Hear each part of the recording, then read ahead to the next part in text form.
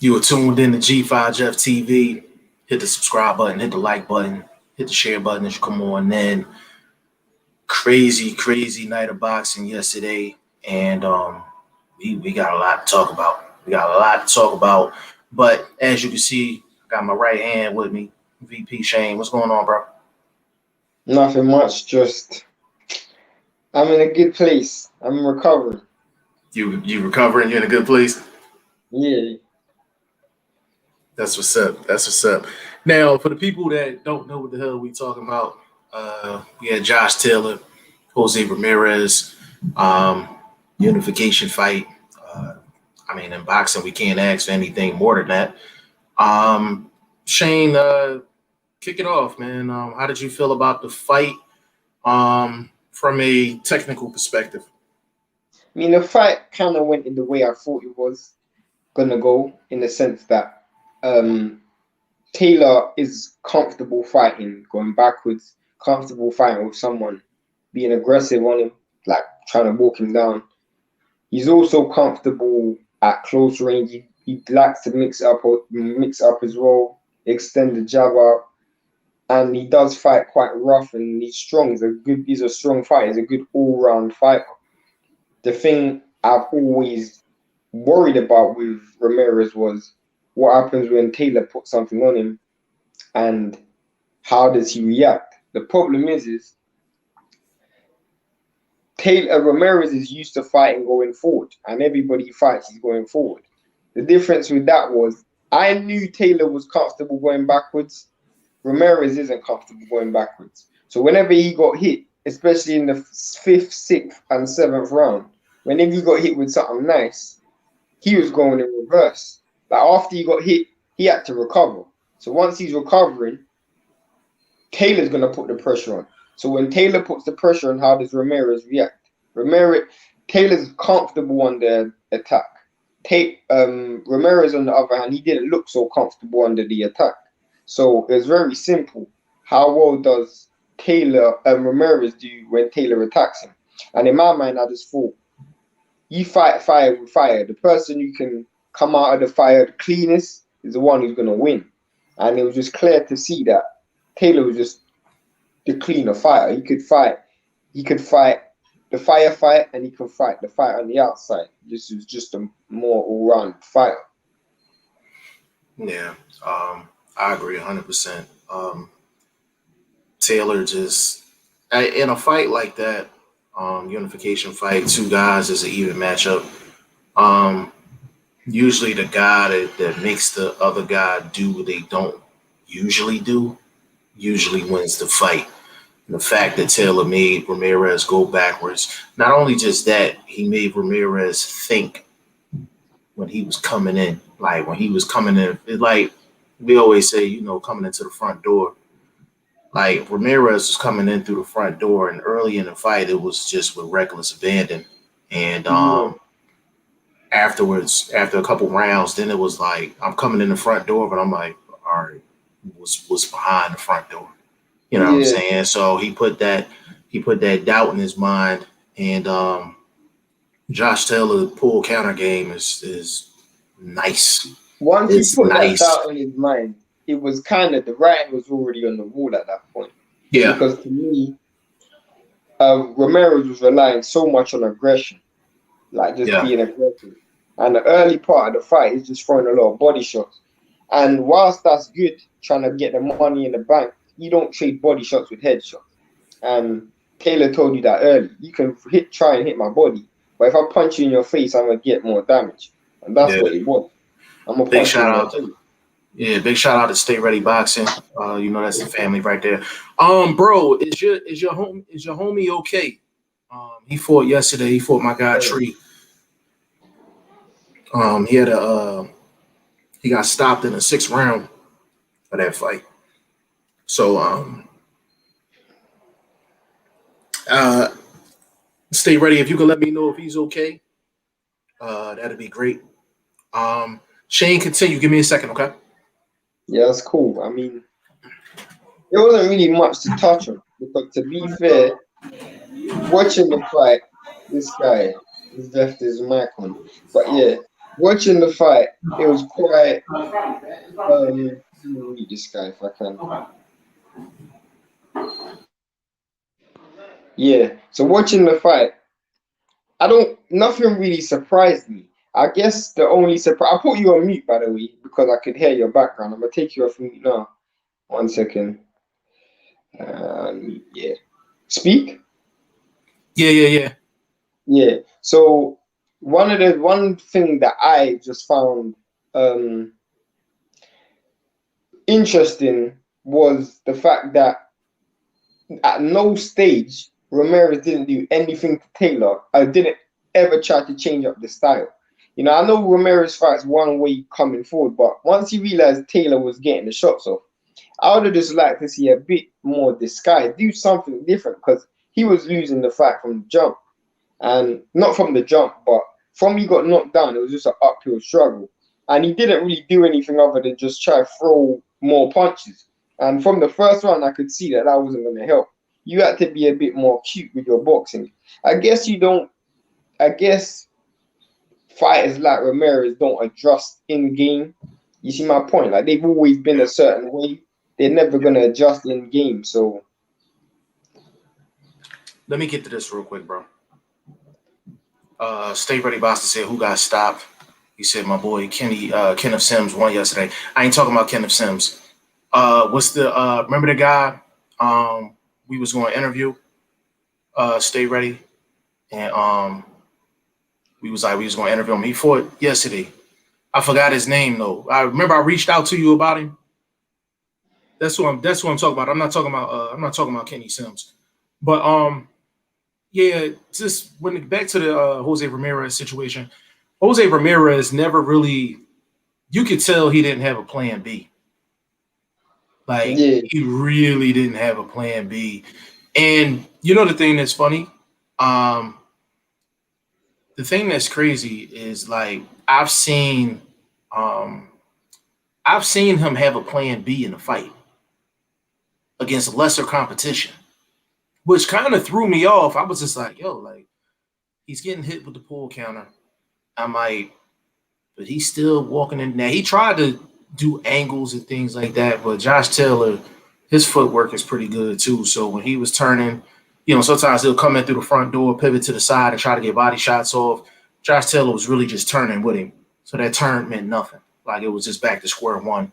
You know what I'm saying? So it was a beautiful performance by Josh Taylor. I would say it was maybe 2 or 3 rounds where he really he didn't mash on the gas. It looked like he was conserving energy a little bit.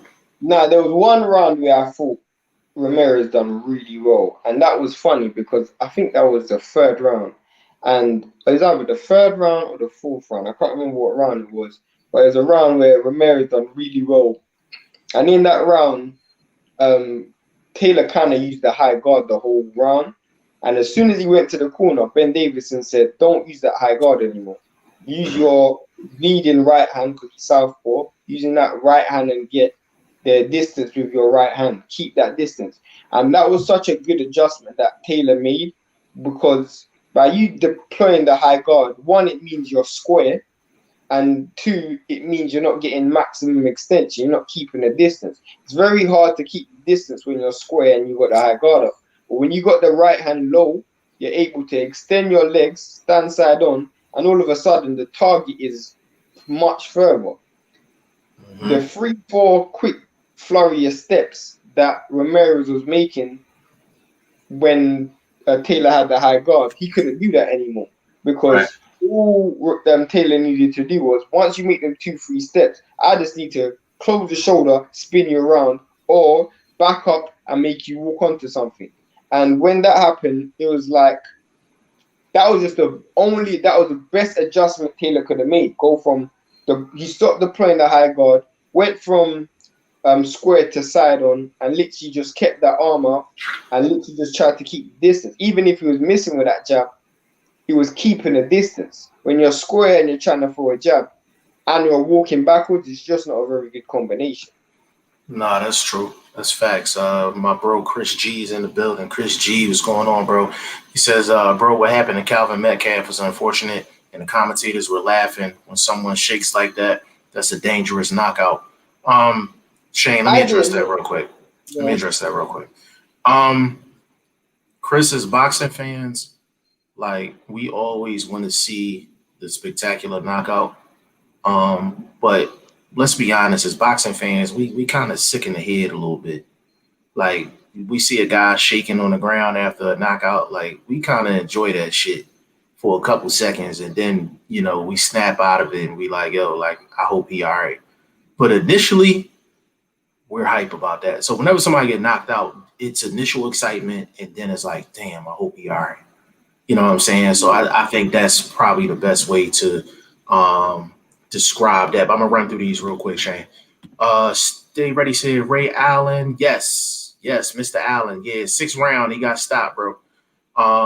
My man Tree a problem, man. My man Tree is a definite problem. I really didn't want to speak to either guy because I know that's your people's, and then that's my people's. I didn't want to be exchanging information and all that. But my boy Tree, he get down. He definitely get down. But hopefully he's all right, and he can bounce back. Scott 70, what's going on, bro? That is the family right there. That is definitely the family. Chris G said exactly. Ha, I understand. Yeah, that's exactly what that is. But I want to touch on the Josh Taylor thing a little bit more from a technical standpoint. I was so impressed with what Josh Taylor did because there's different types of pull counters. Some guys can only do the pull counters from medium distance or long distance. There's not many guys that can throw that pull counter and it's tight. You know what I'm saying? There's not a whole lot of space. Josh Taylor landed so many pull counters, and the space really wasn't that much. So Josh Taylor wasn't good. What? I was gonna say the reason why you see that so much, why you see that in that occasion, I wouldn't even say that's down to Taylor. Definitely had the skills to do it, to pull it off. So credit to him. But it was mainly down to the fact that Ramirez throws the reverse. So Ramirez throws the 2-1 instead of 1-2. So he leads with the right hand, follows with the jab. Now people might be saying, why does that matter? Well, if you lead with your right hand and then you follow up with a jab, what that means is instead of you getting the natural foot, as your left foot, as you throw the left hand, your left foot steps forward and your right foot follows. What you're doing is your right foot steps forward and then your left foot follows. So what that means is your foot at some point crosses over because you're leading with your right foot. Your right foot goes forward, then your left foot follows. So you get that crossover. Why that's so important is because when you get that crossover, you're so off balance just for a second. Just for that split second, you're off balance. And you no longer think about protecting your face or your body.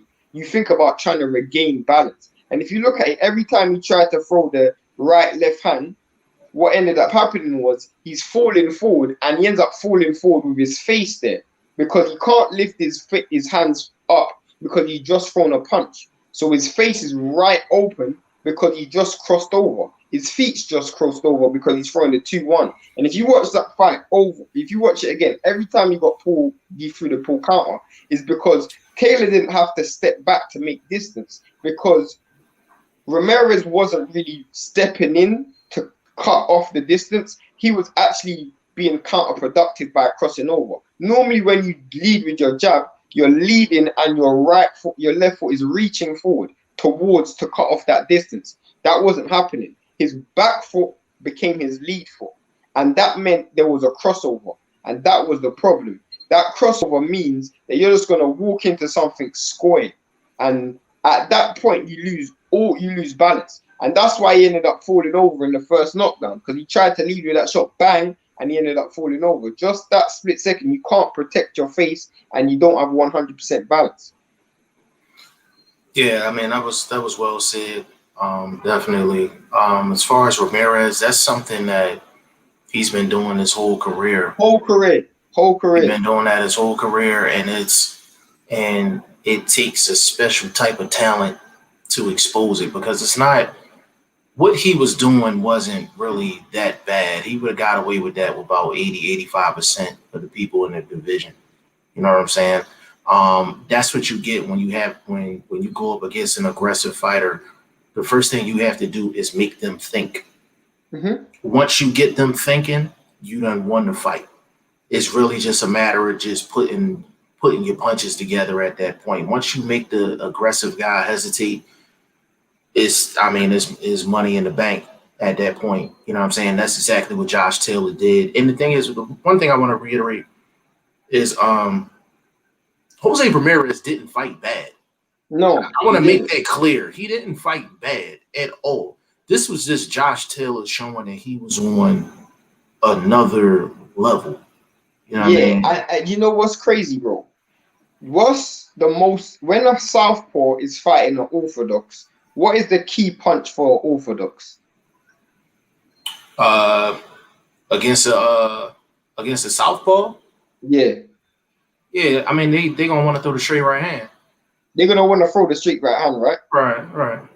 So Taylor kind of reversed it a bit, where he made it like he didn't worry about his foot being on the outside because he basically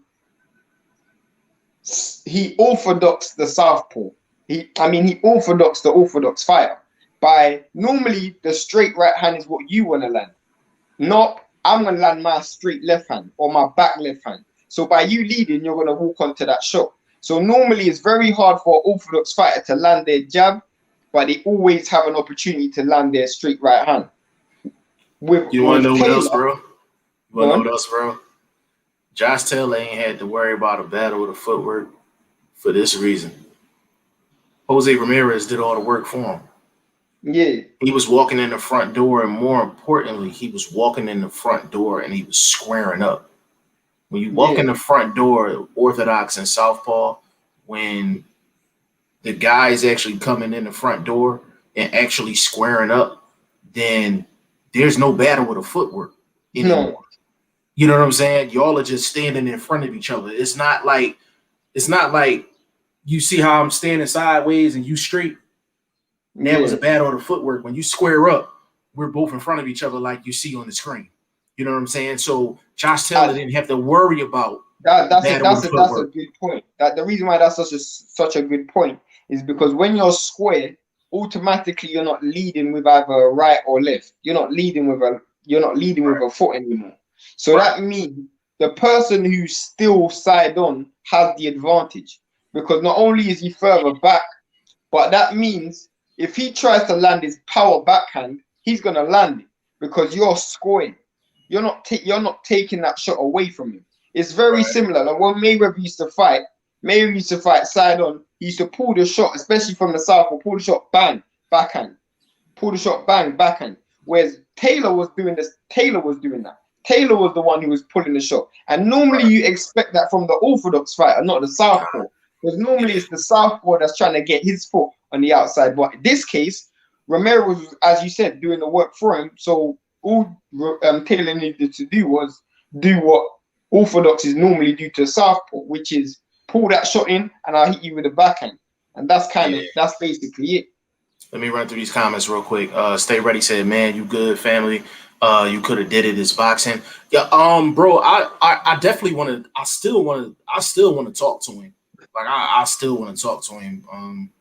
You know, the results of yesterday really didn't matter to me. I just made up in my mind I was going to talk to them, both of them, after the fight. Stay Ready, from what I was told, he wants a rematch. So we definitely got to talk anyway. You know what I'm saying? But I'll holler at you about that later. Eric H, what's going on? Salute to the channel where the knowledge is high and biases are kept to a minimum. That's 100% facts. We appreciate that, bro. Bruce Goes is in the building. Bruce Goes, that's my guy right there. Big shout out to you, bro. Thanks for stopping through. Rocky Rodriguez says, salute, fellas. How about those feints by Taylor? Brilliant. Can I get on that real quick? Taylor, the feints was good, Rocky. But let me tell you something. Jose Ramirez wasn't even falling for the feints. If you really pay attention to it, like Josh Taylor Josh Taylor got Jose Ramirez to think because of them pull counters. It wasn't even because of the feints. So the feints look good on the surface, but Jose Ramirez really wasn't biting on him because he was coming in regardless. It was the pull counters that actually got him. It was the pull counters that actually got Jose Ramirez to think, and those are the pull counters that got him in trouble. What you think about the feints, about that comment, bro? Like you said something to me yesterday, and it's just a fact. Taylor had more tools in the toolbox. So to me, this is the thing. When it's about that, and a fighter has more tools in the toolbox, you basically are in a situation like I'm using hindsight, and I'm gonna go, how would I have won if I was in Taylor's corner coming up with a game plan? That's how I'm gonna address it. So the first thing I would have done was, how am I going to be able to get on the inside without paying and without avoiding that admission fee? The first thing I would have tried to do if I was Taylor Ramirez was I would have tried to fake. I would have tried to fake like I'm gonna step in just to pull out. So that would have been my main strategy. I didn't see him do that once. The reason why I would have done that is because sometimes people anticipate that someone's gonna step in. They don't. It's kind of like how Terence Crawford knocked out Mean Machine. Good point. Good point. Continue. Good point. Where he faked to step in, Mean Machine adjusted, then he stepped back out, then he hit that shot. Me personally, that's what I would have done. Where you just pivot on that diamond fight, you throw in, you act like you're gonna step in, then you step back out just to get that leading shot. Because to me, Taylor was leading at long range. That's fine, leading at long range because he's got the longer arms. He had the jab. That's fine. And Taylor didn't win the fight at long range. He won it at close range. So you're trying to get on the inside with paying minimal damage. So if you know the shot was coming, step in, wait for him to throw that shot, then step back out. Then you get your work off. That's what I would have done. That's what I would have done. Instead of just trying to walk him down, walk straight through the front door. Sometimes you got to knock the door, wait for them to come to the front door, open the door, then you go and see him. You don't see him straight away because he just had more skills than you. That would have been my game plan. You know, trying to be a bit more cute with it and not so predictable. Yeah, and I'll follow up with that. Jose Ramirez, if I was him, and I'm talking about in fight, not going in, but in fight, I think the main thing I would have changed, and this is very hard for him to do because he's hold on a second, bro. I don't know what Jeff was going to say, but yeah, that would have been the game plan. I mean, it's very difficult to adjust in camp, especially technically, because it's not something you've trained on. But go ahead, Jeff. Yeah, my bad. So if I was Jose Ramirez in fight, and it's hard to tell a guy that aggressive what I'm getting ready to say. When it comes down to it, Jose Ramirez, he needed to throw 2s and 3s on the inside and get out.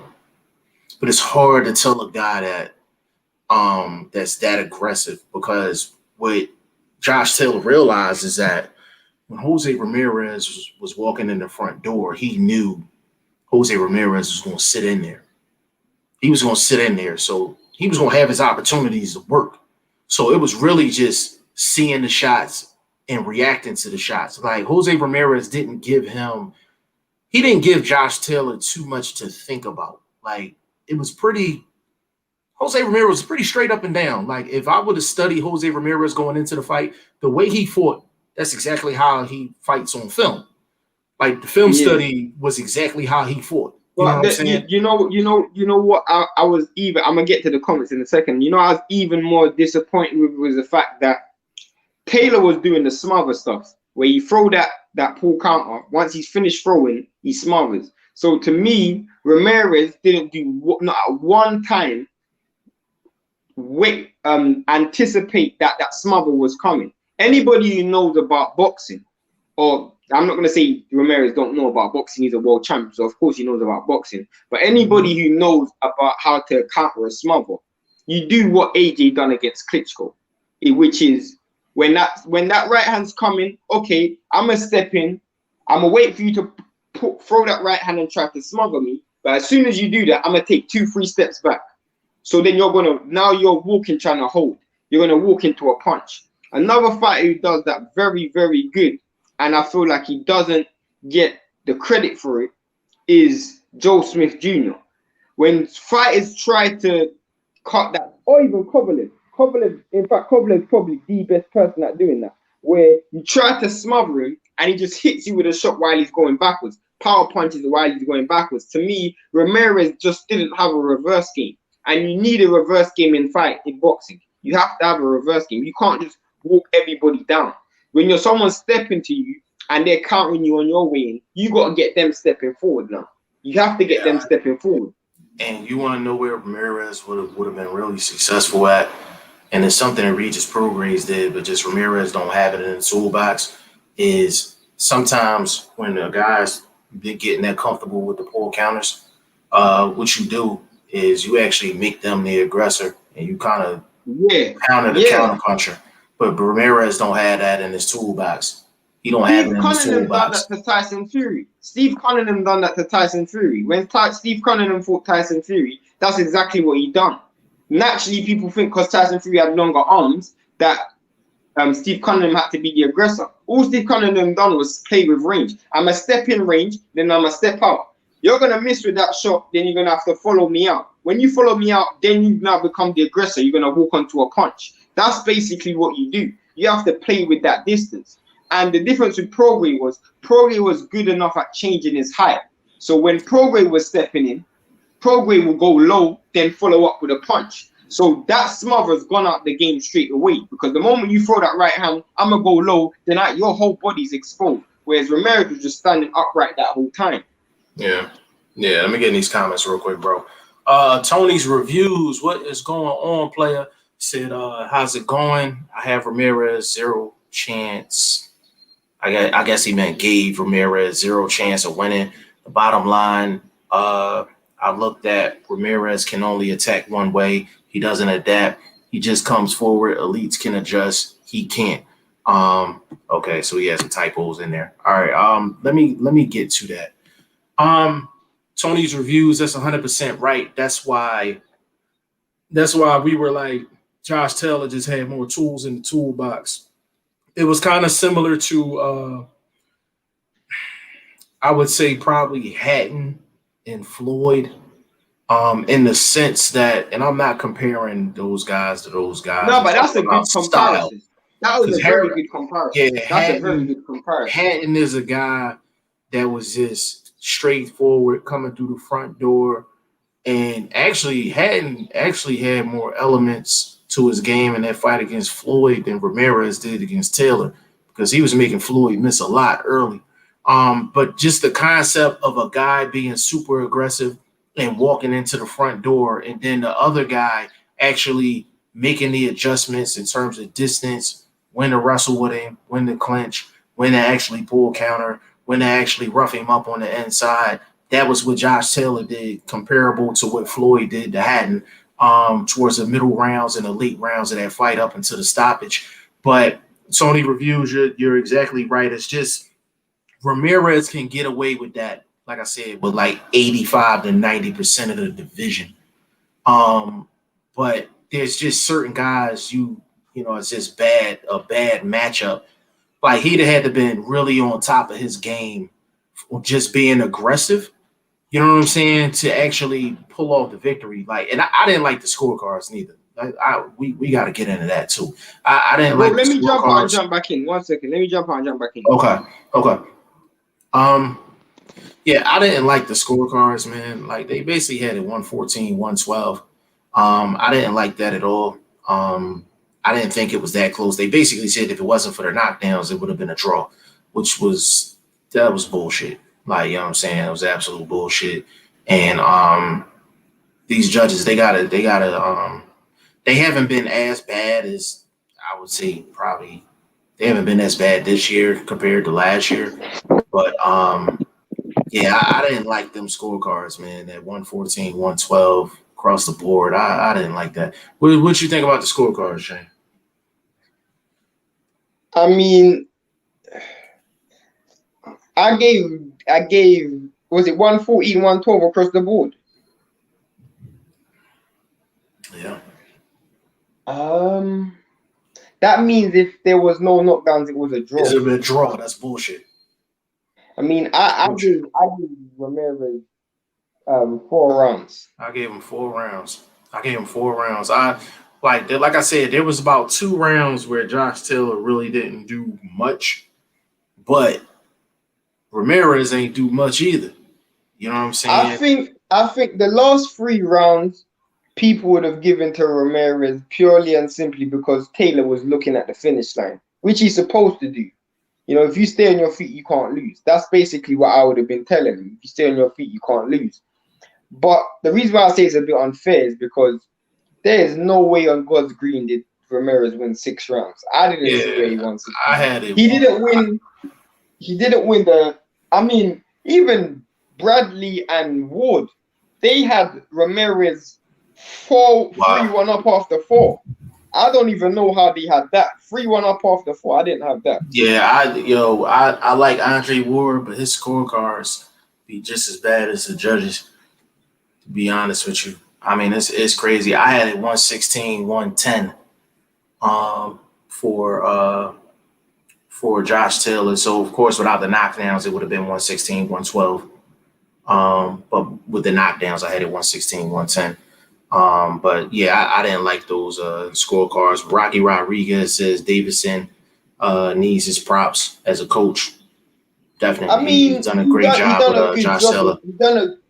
He done a good job in that fight. I wouldn't say he's done a great job with Josh Taylor. I feel like he made a very good observation, which was get rid of the high guard, which he said in I think was the 4th round. I think that was a very good instruction. But overall, I'm not really a big fan of Ben Davison, and I agree with what Tony Reviews is about to say. Overall, Ben Davison is a coward coach, and that's just the way it is. He don't teach offense when he doesn't have great offensive fighters. Explain that a little bit further to people that don't understand what you just said.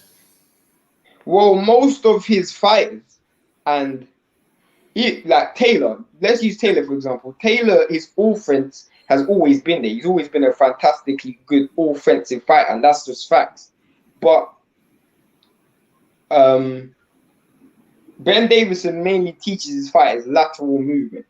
And if you listen to the way he speaks, he that's what he prides himself on: lateral movement, getting around the ring, stuff like that. That's kind of how he prides himself as a trainer, which is nothing wrong with that. But an offensive coach, he's not an offensive coach. Offensive coaches tell fighters or improve fighters in how to deliver power, deliver shots, disguise their punches. When I watched him with Saunders, when I watched him with Fury, and now I'm watching him with Taylor, I haven't seen any offensive improvements in any of those fighters. And Fury done one camp with Sugar Hill, and all of a sudden he has offense. You see my point? He had one camp with Sugar Hill, and all of a sudden he had offense. To me, that speaks volumes. He had no offense before that, and Saunders had no offense with Davison either. And whilst Taylor has good offense, I wouldn't say that's down to Davison. I just say that's down to Taylor always being a good offensive fighter. When he was fighting people like O'Hara Davis, Victor Postal, he was an offensive fighter. That's just a fact. I like Davison in fight. I don't like Davison really I guess going into the fight, but what he does in between rounds, I do have a good amount of respect for him when it comes down to that. He usually tells his guys the correct thing in terms of how the momentum is going with the fight. And there's some trainers that are good going into a fight, and there's some trainers that may not be as good going into a fight, but actually in the ring in between rounds, they're telling their guys the right things. So I got to get at Davison. Tony's reviews to that, Rocky. I disagree. Ben told Josh to stay away from Ramirez for the last 3 rounds, and that's why the gap closed. He did the same shit with Fury, and that's why Fury left him. Let me get into that real quick. So Tony's reviews. Let me give you an example of why what Ben Davison told him is technically correct. I'm gonna bring up now this I'm getting in my bag on this one. So let's go Tomas Delorme and Jesse Vargas. All Jesse Vargas had to do was actually box in the 12th round. He probably would have got a decision. He decides to go to war with Tomas Delorme in the last 30 seconds. He ends up getting knocked down. It ends up being a draw. That's exactly why you tell your fighter, hey, do your thing, but don't be stupid. You understand what I'm saying? So that goes both ways. Now, I don't agree with that in terms of the last 3 rounds. That's too long. You know what I'm saying? That's too long. But the last round of the fight, or even the last 2, if you're clearly ahead, you have to tell your guy, don't be stupid. Why I disagree with what Davison done for 3 rounds is because after 10 rounds, I'm not gonna lie, I thought Taylor had more in the gas tank than Ramirez. So I don't know why he's running. If you stick it on him, you should be able to stop him. That's how I'm looking at it. That's how I look at it. I don't know. I could be wrong. Maybe safety first. Ramirez was throwing a lot of heavy shots, and let me not get this twisted. Jose Ramirez landed some good shots. Just Taylor got some whiskers, man. Taylor's got some whiskers, man. So yeah, I can see it either way. Me personally, I wouldn't have told Josh Taylor that because I know how shiesty the judges are. I wouldn't have told him that. But from a technical standpoint, I can understand why. Me personally, I don't agree with it. Me personally. Bruce Gold said, did you guys see Korea Vivas? Dude can't get a break. No, I didn't see that. Yeah. No, Bruce Gold, you got a good point. Just some guys they got the black cat around them. You know what I'm saying? They got the black cat around them. I didn't see. Got robbed. Tony's reviews. Went ahead, get more ahead. You don't back off when you hurt someone 2 rounds in a row. That's how they come back and could end up hurting you. Plus, you give rounds away just coasting. No, but you want to address that? Yeah, that's true, and I agree with you, Tony. But Tony's reviews, I agree with you. But the biggest issue isn't even just okay. So that's true. There's no buts behind that. But to me, I said there's no buts, and I said what? But to me, the biggest thing that I found the problem was you don't have to be aggressive to wear your fighter down. One of the things that I wanted to see Taylor do a bit more was once he realized that Ramirez's legs was a bit gone after he got knocked down the second time, rough him up. There's no danger in roughing somebody up. You hold someone, you foul him, you wrestle him, you rough him up.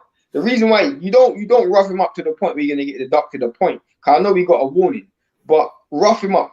Excessive holding. The reason why I would have said that was because you look at what Fury done against Wilder.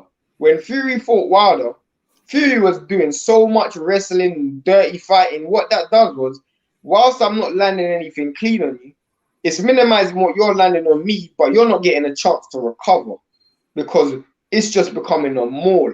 I'm just mauling you now. You're literally not getting no chance to recover. Mentally and physically, that's just draining. Kenny Bayless was on that bullshit last night too. Kenny Bayless was on that bullshit last night. He has a tendency to get too involved in a fight. Like, you know, he was on that bullshit last night. Rocky Ramirez, I like the defensive mindset. Yeah, Rocky, but you gotta mix it though. Like, defense don't win fights by itself. You know what I'm saying? Scott 70 Taylor was still respectful of Ramirez power late rounds. Yeah, because he's supposed to be. Absolutely. Great point. But that's what champions do. What we saying? Well, Terence, he's got a better resume than Terence Crawford. Is that what we're saying? Yeah, yeah, You agreeing with that? You're agreeing with that?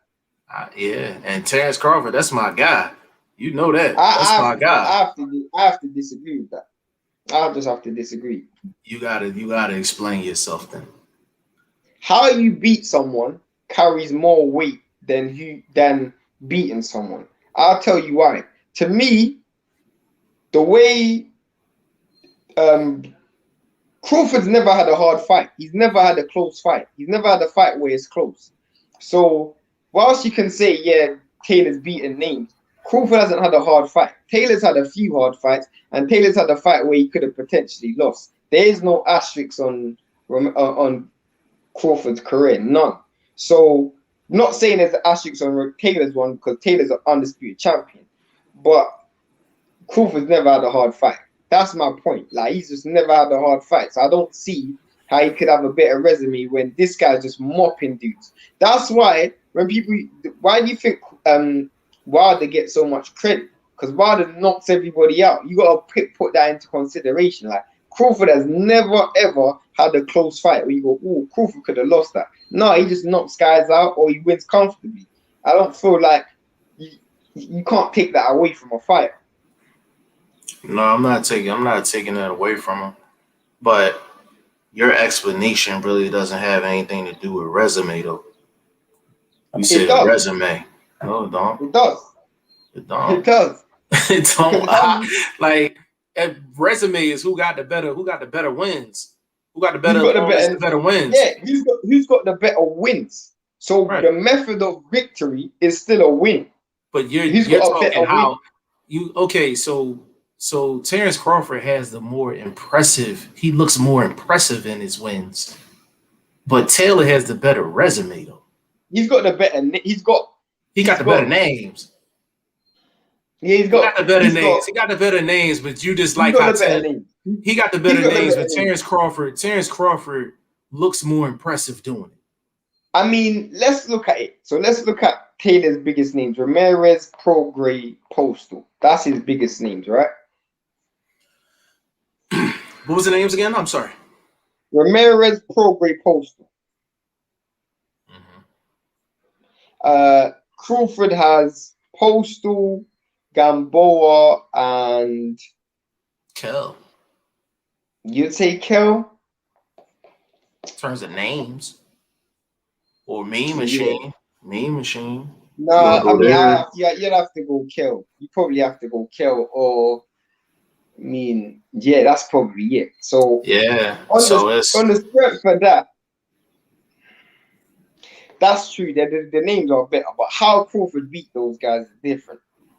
Yeah, I think they both have a common opponent, though. That's what I'm saying. Like, Crawford fought an undefeated Postal, and Crawford absolutely destroyed an undefeated Postal. Right. Taylor didn't have as much success as Crawford did when Crawford fought Postal, and that's just the facts. Yeah, that's true. But Taylor definitely has the better names. Like, he definitely has the better names on his resume. But again, I put this video out probably over a year and a half ago, and this is why I say I'll be on some Nostradamus type shit.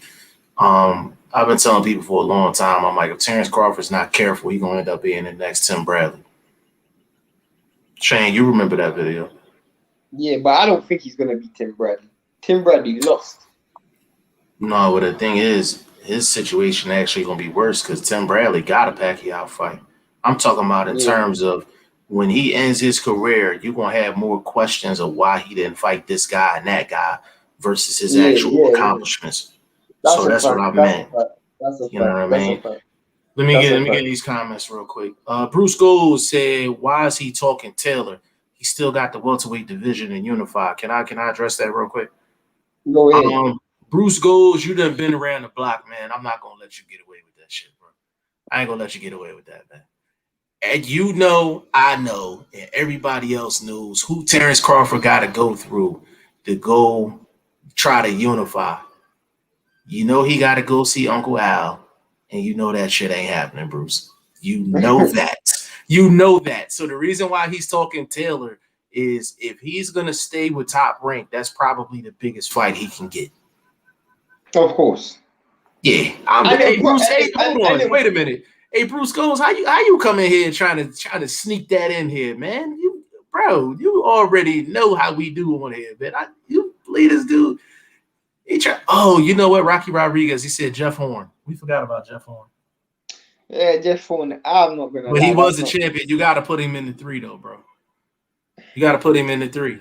So that's Jeff Horn, Gamboa, Postal. Those are top 3 victories.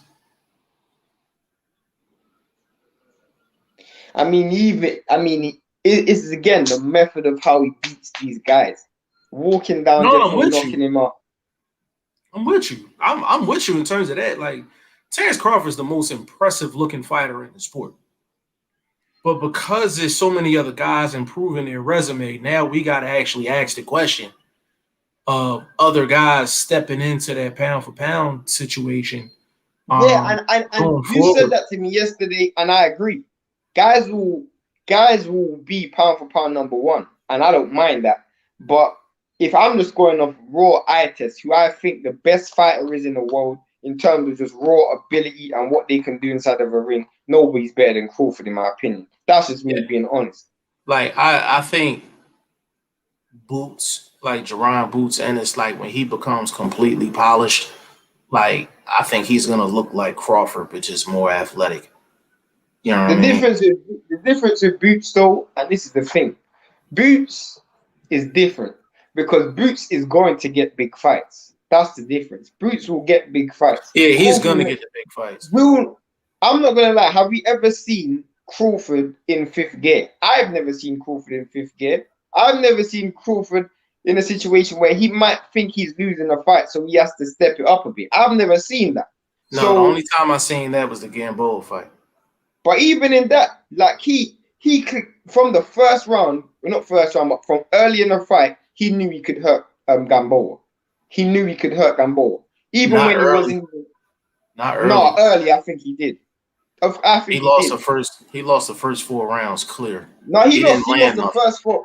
He lost the first 4 rounds, but I still feel like he knew he could get to him because I haven't seen. He didn't make a massive intensity shift. He made a technical shift, but he didn't get intense. He did both though. He made a technical shift, but he turned up. He turned up after that. He turned up. He did both. He did both. I'm not gonna say he did one without the other. He did both, but that was probably the only time I actually seen him like really step on the gas. Like not even nothing crazy, but just a little more than usual. You know what I mean? Even when he stepped on the gas, we only got to see that for 2 rounds because he stopped him straight away. Right, that's a fact. 12 rounds. Like I remember seeing Errol, and when Errol fought Sean, and Errol was like, I think he was 5-1 down after 6 rounds. Errol had to do 6 rounds of high tempo boxing. Right. I've never seen 6 rounds of high tempo boxing of Crawford. I've never seen that. I've never seen. No, I agree. Crawford. I agree. Because even when he fought like Postal, he was just steady, like just consistent, like all the way through. Like, yeah, I've never really seen Terence Crawford like really have to turn up. Scott 70 said Crawford versus Taylor makes sense for both fighters in money terms and might let Crawford run down the clock on his top ranked contract. Scott 70. Let me respond to that real quick. I don't think Taylor would be ready for a Terence Crawford fight before his contract is up. I think his contract is up like October 22nd or something like that. So if you look at it, you got June, July, August, September, possibly. But me personally, if I'm Terence Crawford, I'm not doing that as the last fight on my deal because that'll give Bob Arum every right to rob him. That'll give him every right to rob him. And that's possible because Taylor got a good chin. So whilst I see Crawford's never gone the distance at 147, but Taylor's got a good chin. So yeah, Bruce goes, I can't get behind, but till he fights somebody who fights back. I guess he's talking about. I have to disagree with that. But I guess he's talking about who? Bud. He's talking about Bud. He meant to say Bud, but he said Bud. Yeah, to be honest with you, Like, I wish he had better names, but at the end of the day, what he's done against the guys that he fought, I feel like he can do it against anybody. Like that's just my I hate that we gotta have that discussion, but he on the wrong side of the street. That's just what it is. Like, he on the wrong side of the street. Tony Review says, I don't know if I agree. Crawford beat undefeated fighters in Gamboa, Ndongo, Horn, Postal, and Little Benavidez. Not to mention that we don't even know how good Mean Machine is. I don't know if Taylor is better. You want to address that, or yeah, you want to address that, Shane? I didn't hear anything you said, but I'm gonna address it anyway. Cause I didn't hear anything you said, but in my mind, I just read the comment. Can you see me? Yeah, I can see you. I just read. I just read his comment. Before you say that, I want to go back to what Bruce Cole said when he said he can't respect. He can't get behind Bud until he fights anybody. Let me say you why I disagree with that. I don't need to see Wilder fight AJ Fury Klitschko to know that he has all-time punch power. I don't need to see that, because not to say he's an all-time great fighter, but to see that he has all-time great punch power, you can see that if he fights anyone, just by reaction, how he fights someone and how they react. So you can say how people fight back, but this is the thing. Nobody's fought Crawford, and in my time of watching Crawford, I've ever seen them go, you know what? This guy can legitimately beat Crawford. I haven't seen one. So if every fight he's ever had, he's won comfortably. Even if you say the Gamboa fight, he stopped Gamboa, so it's still comfortable. He stopped him. If every single fight is won comfortably, I don't need to see him fight anyone to know that this guy's an A-level fight. I don't need to see that, because he's fought everybody he's fighting. He's just stopping them, and he's just beating them comfortably, so easily. And then when you see these guys fight other dudes, it's like, whoa, Terence Crawford done so much better. We saw Tank and Devin Haney fight at old Gamboa, and they both went 12 rounds with him. They both went 12 rounds. And that was an old Gamboa. In the Tank fight, Gamboa didn't even have an Achilles in that fight, and he still went 12 rounds. Crawford knocked that dude out in 9, and he didn't even have a defeat. That's a fact. Whether you want to say Jeff Horn beat Pacquiao or not, that's neither here nor there. He went 12 rounds with Pacquiao. Crawford knocked that dude out in 7 rounds, and he dropped him in his first fight at 147. Whether you want to say Kell Brook was past it or not, he dropped that dude in 3 rounds. He knocked him out in 3 rounds. Nobody's ever done that. So I don't need to see this guy fight Errol Spence for me to say that this guy's an elite fighter. I don't need to see that. I mean, just using basic eye tests, I know he can do things that other guys can't. I don't need to see Boots fight Sean Porter to tell me to say that Boots has world-class skill. What you have to use foresight, bro. Foresight is what you end up looking at a fight and go, no, he's going to be something special. It's the same thing when we saw Errol all of those years ago before he became a world champion. We looked at him and said, this guy's going to be something special. We looked at Teofimo Lopez and said, he's going to be something special. This is before he won a world title. You use foresight. And just using foresight, I can just see that he's going to be a world-class fighter. He's a world-class fighter. Just using that common sense. Yeah, Bruce goes, I know the goods when I see it inside the ring, exactly. Man. I know the goods and Bruce goes, keep it real. You know the goods too when you see it. You just want to see the big names, but you know why you're not seeing the big names. You know why. He said you guys address boxing from a business point of view. I do it from a fan who's spoiled. We can go back and forth all day until he fights the best welterweights. Well, Bruce, let me address that real quick. Bruce goes, we have to talk from a business perspective because it's a part of the sport. I don't want to talk business when it comes down to boxing, but it's just as much business as it is sport when it comes down to boxing. When you talk about a particular fighter, you actually talk about more business stuff before you talk about what they can do inside the ring. The first thing you'll ask about a guy is what side of the street are you on? Like And we don't want to talk about it, but that's the reality of it. the reason why that's so important is, like, let's use NFL or basketball, for example. I use an American sport. The reason why is because every sport has a fixture list. Like, they have a list of who their schedule, the games that they're playing, and they have matchmakers. In boxing, there is no legitimate matchmaker that makes matches. So we have to talk about that side of things, because Crawford isn't in control of who he fights. That's just the facts. Crawford can't call out Errol Spence and get a fight with Errol Spence. That's just the facts. Al Heyman isn't giving Crawford any fight with any PBC fighter unless Crawford is signed to PBC. That's just the facts, bro. That is just the facts. So we can say we want to see it. I want to see it. There's nobody on this earth that wants to see that fight more than me. And like I say that with my chest. Nobody wants to see that fight more than me. But the truth is, we just have to accept it for what it is. And I can't hold that against Crawford, because deep down, Crawford can't do nothing. It's out of his hands. Just like Golden State Warriors, or what's another team? Miami Heat or something like that, right? Miami Heat. They can't choose when they versing Cleveland. They can't choose when they're versing this fighter. It's out of their hands. They don't decide who fight when they're playing against this team. They don't choose it. It's just something that's scheduled. They don't pick when they fight when they play against another team. They don't pick it. Just like a fighter, they can't pick when he plays. You can't hold LeBron James accountable for not playing against Michael Jordan. That's just time that he's in. He wasn't in that time. Crawford is in a time where he's signed to a promotional company that can't do business with another.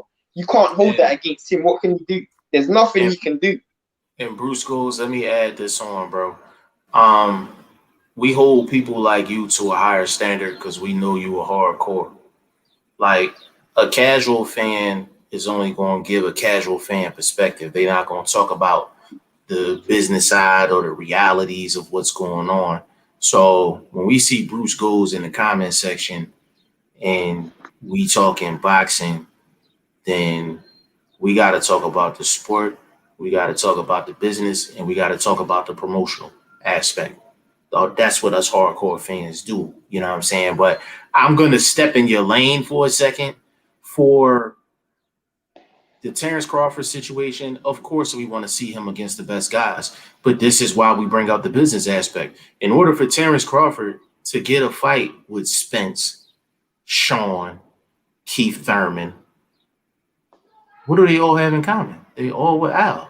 So we got to talk about it. We got to talk about it. Like Shane said, Terence Crawford can't call Errol Spence and say, yo, let's fight, and they can make the fight. No, like, anybody that's under Al, and Bruce goes, you know this, anybody under Al can't make any moves unless Al signs off on it. So we have to talk about it. I don't like it. Shane don't like it. Bruce goes, obviously you don't like it.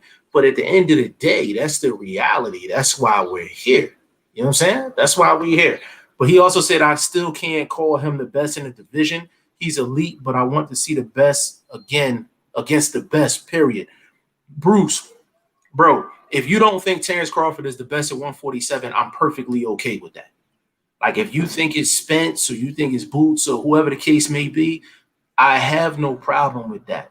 But in order for the best to fight the best, we need Al to play ball and we need Bob Arum to play ball. Like, that's just the bottom line of it. But that's beyond the boxing fan perspective. Like, so if you, all right, so Bruce goes, let me ask you this. You want the best to fight the best, right? So how can we make that happen? So let's say a casual fan asks that. Bruce goes, as a hardcore fan, you have to explain to the casual fan why this fight is so difficult to be made. Like, it's your job as a hardcore fan to explain to a casual fan why the fight can't happen. Let's give them an example. Canelo, who's the cash king of the sport, he's struggling to make a fight with Caleb Plant right now. Why do you think that is? Do you think it's because Caleb Plant don't want to fight Canelo? No, it's because Al Heyman wants to make sure he has control of that fight. If Canelo can't make a fight with someone with Al Heyman, that just tells you everything you need to know. Because Canelo has all the money in the world to make a fight. And if he can't make a fight, Bud has no chance. Trust me, Bud has zero chance. Yeah, I just the business side pisses me off too, Bruce, but we gotta talk about it. Rocky Rodriguez, Bud can't be a legend without a big 50-50 fight. Is he elite? Sure, but you need an equal dance partner to be great. I've never seen Floyd in a 50-50 fight. I've never seen Floyd in a 50-50 fight in my life. I've never seen Floyd in a 50-50 fight. What fight was 50-50 that Floyd was in? I ain't seen one. To be honest with you, Rocky, I'm gonna tell you now. I don't really agree with that statement because there's a bunch of guys in the Hall of Fame and they weren't in 50-50 fights. One of my favorite fighters of all time is Roy Jones Jr. Even when he got beat, he was still the overwhelming favorite. So when he lost to Tarver, overwhelming favorite. When he lost to Montel Griffin, overwhelming favorite. Like, we talking like Roy in his prime. When he fought B-Hop, he was an overwhelming favorite. Would you not say he was 50-50 with James Toney? James Toney. Mm-hmm. Yeah, you know James Toney, my favorite fighter of all time. Going into that fight, no, that wasn't 50-50. Not only because Roy Jones was a better fighter, but James Toney had weight issues. And everybody knew that going into the fight. So that wasn't even a 50-50. Now, if you want that, Rocky, if you want to say you want to see Terence Crawford in with a comparable dance partner, then that's something different. So let me ask you this. I'm gonna answer your question with a question. I'm not even gonna lie to you yet. I'm gonna keep. Hold on, let me get this off real quick, Shane. Hold on, let me get this off real quick, Shane. Rocky Rodriguez. If Terence Crawford was to fight Josh Taylor next, is that an equal dance partner? Answer that for me, Shane. Go. I'm glad you said that because that's segueing into my point. I don't see any fight right now other than Spence that Crawford is 50-50. I don't see any fight. If he fought Pacquiao right now, I don't even think that's 50-50. If he fought Sean, if he fought Furman, I don't think he's 50-50 against anyone other than Errol.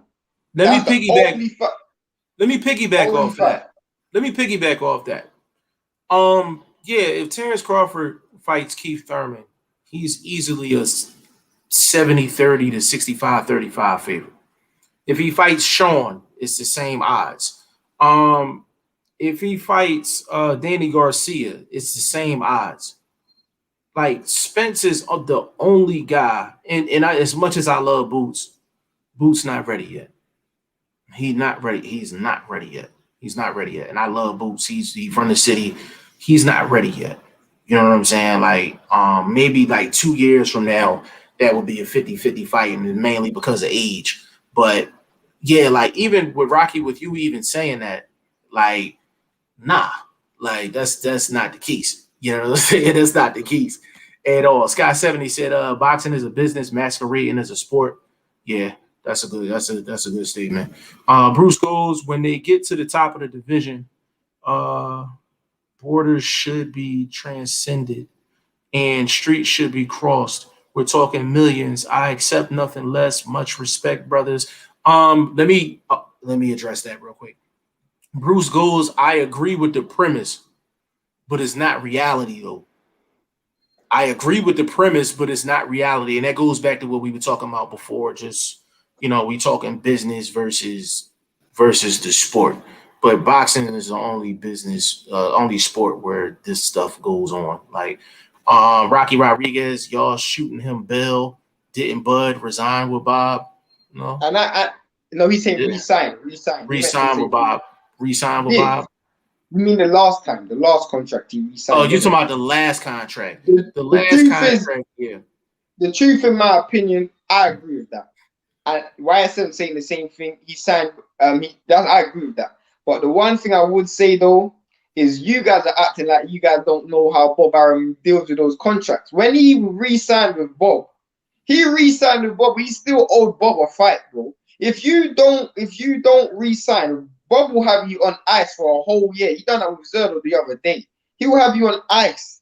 Bob will do that. So personally, I would have just taken that time to just sit out and then go again. But fighters ain't willing to do that. Mikey ended up doing that. Zerdo ended up doing that. Even Andre Ward had that long period out of the ring when he first went with Bob Arum. I mean, it happens. Let me address Wyatt something real quick. Big shout out to Wyatt something too.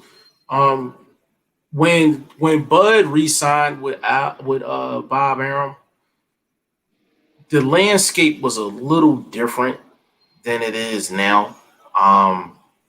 Bud had a little more possible options when he signed. But even with Al, like, Terence Crawford was in a tough spot back then. So I wasn't too mad that he re-signed the first time, because there's certain guarantees with Bob that with Al, you might get a good amount of money, but you may only fight once in like an 18-month span. So there's good and bad with both. But with Bud, he better not re-sign now. We can talk about back then all day long. He better not re-sign now. Like, you know what I'm saying? Yeah, that's like, he better not, when it come October, he better not re-sign. Because if he re-signs, he can't say shit. He would be no different than Andre.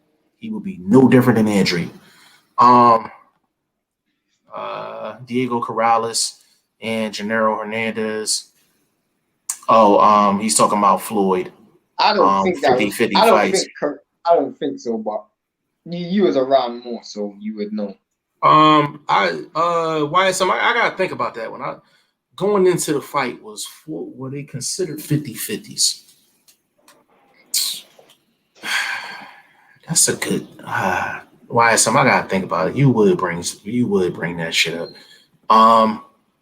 Tony was 50-50. No, he wasn't 50-50. Rocky Rodriguez, that's my favorite fighter of all time, and I'm telling you, it wasn't 50-50. It just wasn't. I tried to sell boxing to almost everyone I talked to. Boxing itself needs to promote itself as more fan-friendly and create, and I want to watch boxing again. Wait, I'm glad you brought that up, because that's something me, L-Dub, and Jeff is going to speak about within the next, I hope it's tomorrow, but if it's not tomorrow, it's soon. Because personally, I feel like a lot of people are crapping on boxing and they're putting boxing in a negative light. When, in my opinion, I think boxing is the best it's been for years. I mean, in my opinion, in my entire life. In my opinion. I got this next one. YSM said James Toney was pound for pound #1. So yes, it was a 50-50 fight. Was he pound for pound #1 at the time of that fight? I don't know. I wasn't. Off the dome. I know. You know what? I'm not gonna say you're wrong for that. That's what it was.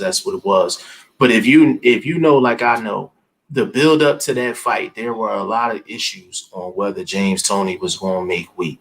Prior to the Roy Jones fight, James Toney wasn't really looking like James Toney. And on top of that, James Toney went through a stretch where he had like 8 or 9 fights in a matter of like 2 years. So there was a lot of underlying issues going into that Roy fight. So even if you are correct in terms of him being #1 pound for pound and all of that, going into the fight, there were more questions about James Toney than it was about Roy. Really, the only question with Roy was like, we know Roy is the goods. Let's see if he delivers that night. Where with Toney, it was more, is he going to make weight? Is he not going to make weight? What's going on around him? Is he beefing with his manager again?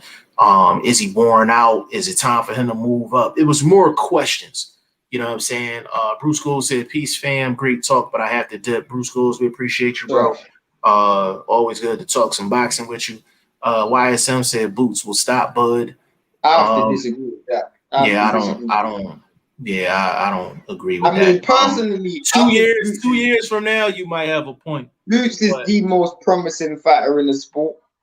And to be fair, my predictions have been really trash recently, even though I won last week. You got yesterday. I got you yesterday. But yeah. I don't see it. I don't see it happening. Purely and simply because there's too much question marks about Boots to me. I personally haven't seen Boots. And there's certain equations that I think that Crawford will bring that Boots wouldn't have faced yet. I think I don't see Crawford. I don't know if he passes it. There's too much question.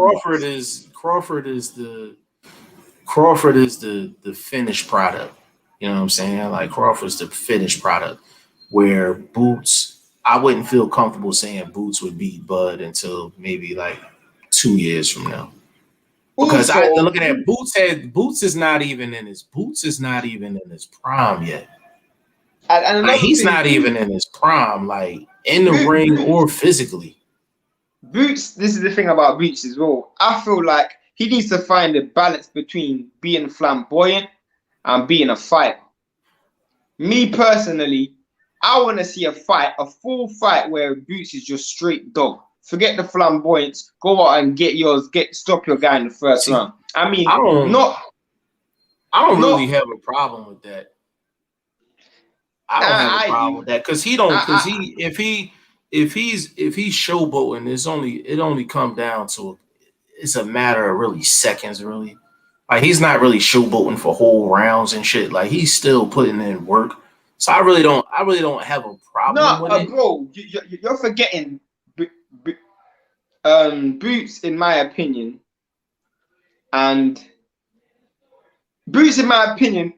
everything's too easy for him right now. So I don't know how he fights when things are difficult. You see my point? I don't know how. But the thing is, I'm like, we don't know the same thing about Crawford neither. But the difference with Crawford is, when Crawford needs to focus, he will focus. He will step up and get rid of you. I don't know if Boots can do that, and for two, if he can, how far can he step up? Because in my opinion, Boots is the biggest step up there is. Rocky Rodriguez says Taylor is a dangerous fight. Yeah, I'd say that's the type of fight that Bud needs. I would definitely be cool with that fight. And that's in terms of importance. Having two guys that went undisputed at 140 fighting at 147 with a belt on the line, there's a lot of legacy behind that. YSM says when Shane comes down, we will go to the gym. I want to see this shit in person. You will switch your stance. He's talking about he's gonna take you to go see Boots. He gonna take you. The reason why, unless you're gonna see me watch Boots at a fight, I mean, you can show me in the gym. I've seen many fighters in the gym. Gym don't mean nothing to me. He said not beat, but stop. I don't see it. I don't see it. I mean, I think if Boots wins on the cards, cool. I don't see. No, but you know what? I get you. I get you, YSM. Can I say this to you? I get you, YSM, because the truth is, I know where this is coming from, man. It's fine. It's fair. Everybody does this, but you know Boots personally, so we have to take your. And that's where you know him personally. You would never go up to Boots and say, you know what, I think we're gonna do. I don't think you would do that. But I think YSM has seen Boots. I mean, definitely more than I have, and more than you have. So I'm like, I respect the opinion, like no doubt about it. I just don't see that happening. He said, Will Stokes is in the building. Big shout out to Will Stokes. He said, come on, Shane, have some pride for once. We are the champions, my friends. I guess he's talking about Taylor. I guess but we've been speaking highly on Taylor all day. He said I need parts of Shane real fast. Send me the link. He said I need parts of Shane real quick. Send me the link. I'm gonna put it in the chat. I don't know what he's gonna tell me. I don't know. I'm gonna send it to. I'm gonna send it in a second. Taylor versus Bud. We'll get. Hold on. I don't know what he's trying to say there. Eric, type that again, bro. Clarence McClain, what's going on, bro? Big shout out to you, family. Clarence, I'm getting your messages, bro. I just be like tied up. But Clarence, big shout out to you, man. Big shout out to you, bro. I know you said you're gonna be in Philly, I think this week coming up. So I'm gonna definitely hit you up. Rocky Rodriguez, Boots versus Roger Ortiz would be fire. Eric H. Bud beating Taylor will get discredited. People will say Taylor's not a real The truth 147. is, you don't know the truth. Every fight that Crawford's had gets discredited because Crawford wins easy. When someone wins a fight easy, you never really give them credit. You question whether the person was good in the first place. That's just the facts. Yeah. Hold on. Clarence said, "Call me when you can. I'll definitely hit you up, bro." Will Stokes Taylor could be the man to beat the #1 lightweight in the world and the #1 welterweight in the world. Man, imagine that. You want to touch on that, Shane? I mean, personally, I want to see Teofimo Lopez fight Devin Haney. That's the fight I want to see. But yeah, let me get my bro up in here real quick. What's up, bro? Yo, bro. He must be on mute, bro. Nah, I ain't got him on mute. Oh, he just came out. He probably gonna come back in. Clarence McClain said he coming to Philly. I'm gonna hit you up, bro. I know you see you coming to Philly. I think on the 29th. So yeah, we definitely got to link up. Eric H said I corrected myself. I got you. Why is back up in here? Hold on a second, Shane. My bad. Yo, bro. Hey, how's it going, man? Hey, man. Talk your shit. All right. Which topic? Because I had like a couple things I wanted to say. Which you first? Wait. First, if you're gonna jump on, you gotta jump on correct, bro. You're not jumping that. You gotta jump on correct. YSM. What's correct? What's jumping on correct? What's the first thing you say every time you jump on the line? Come on, brother. My fault. Stop ducking me, Shane.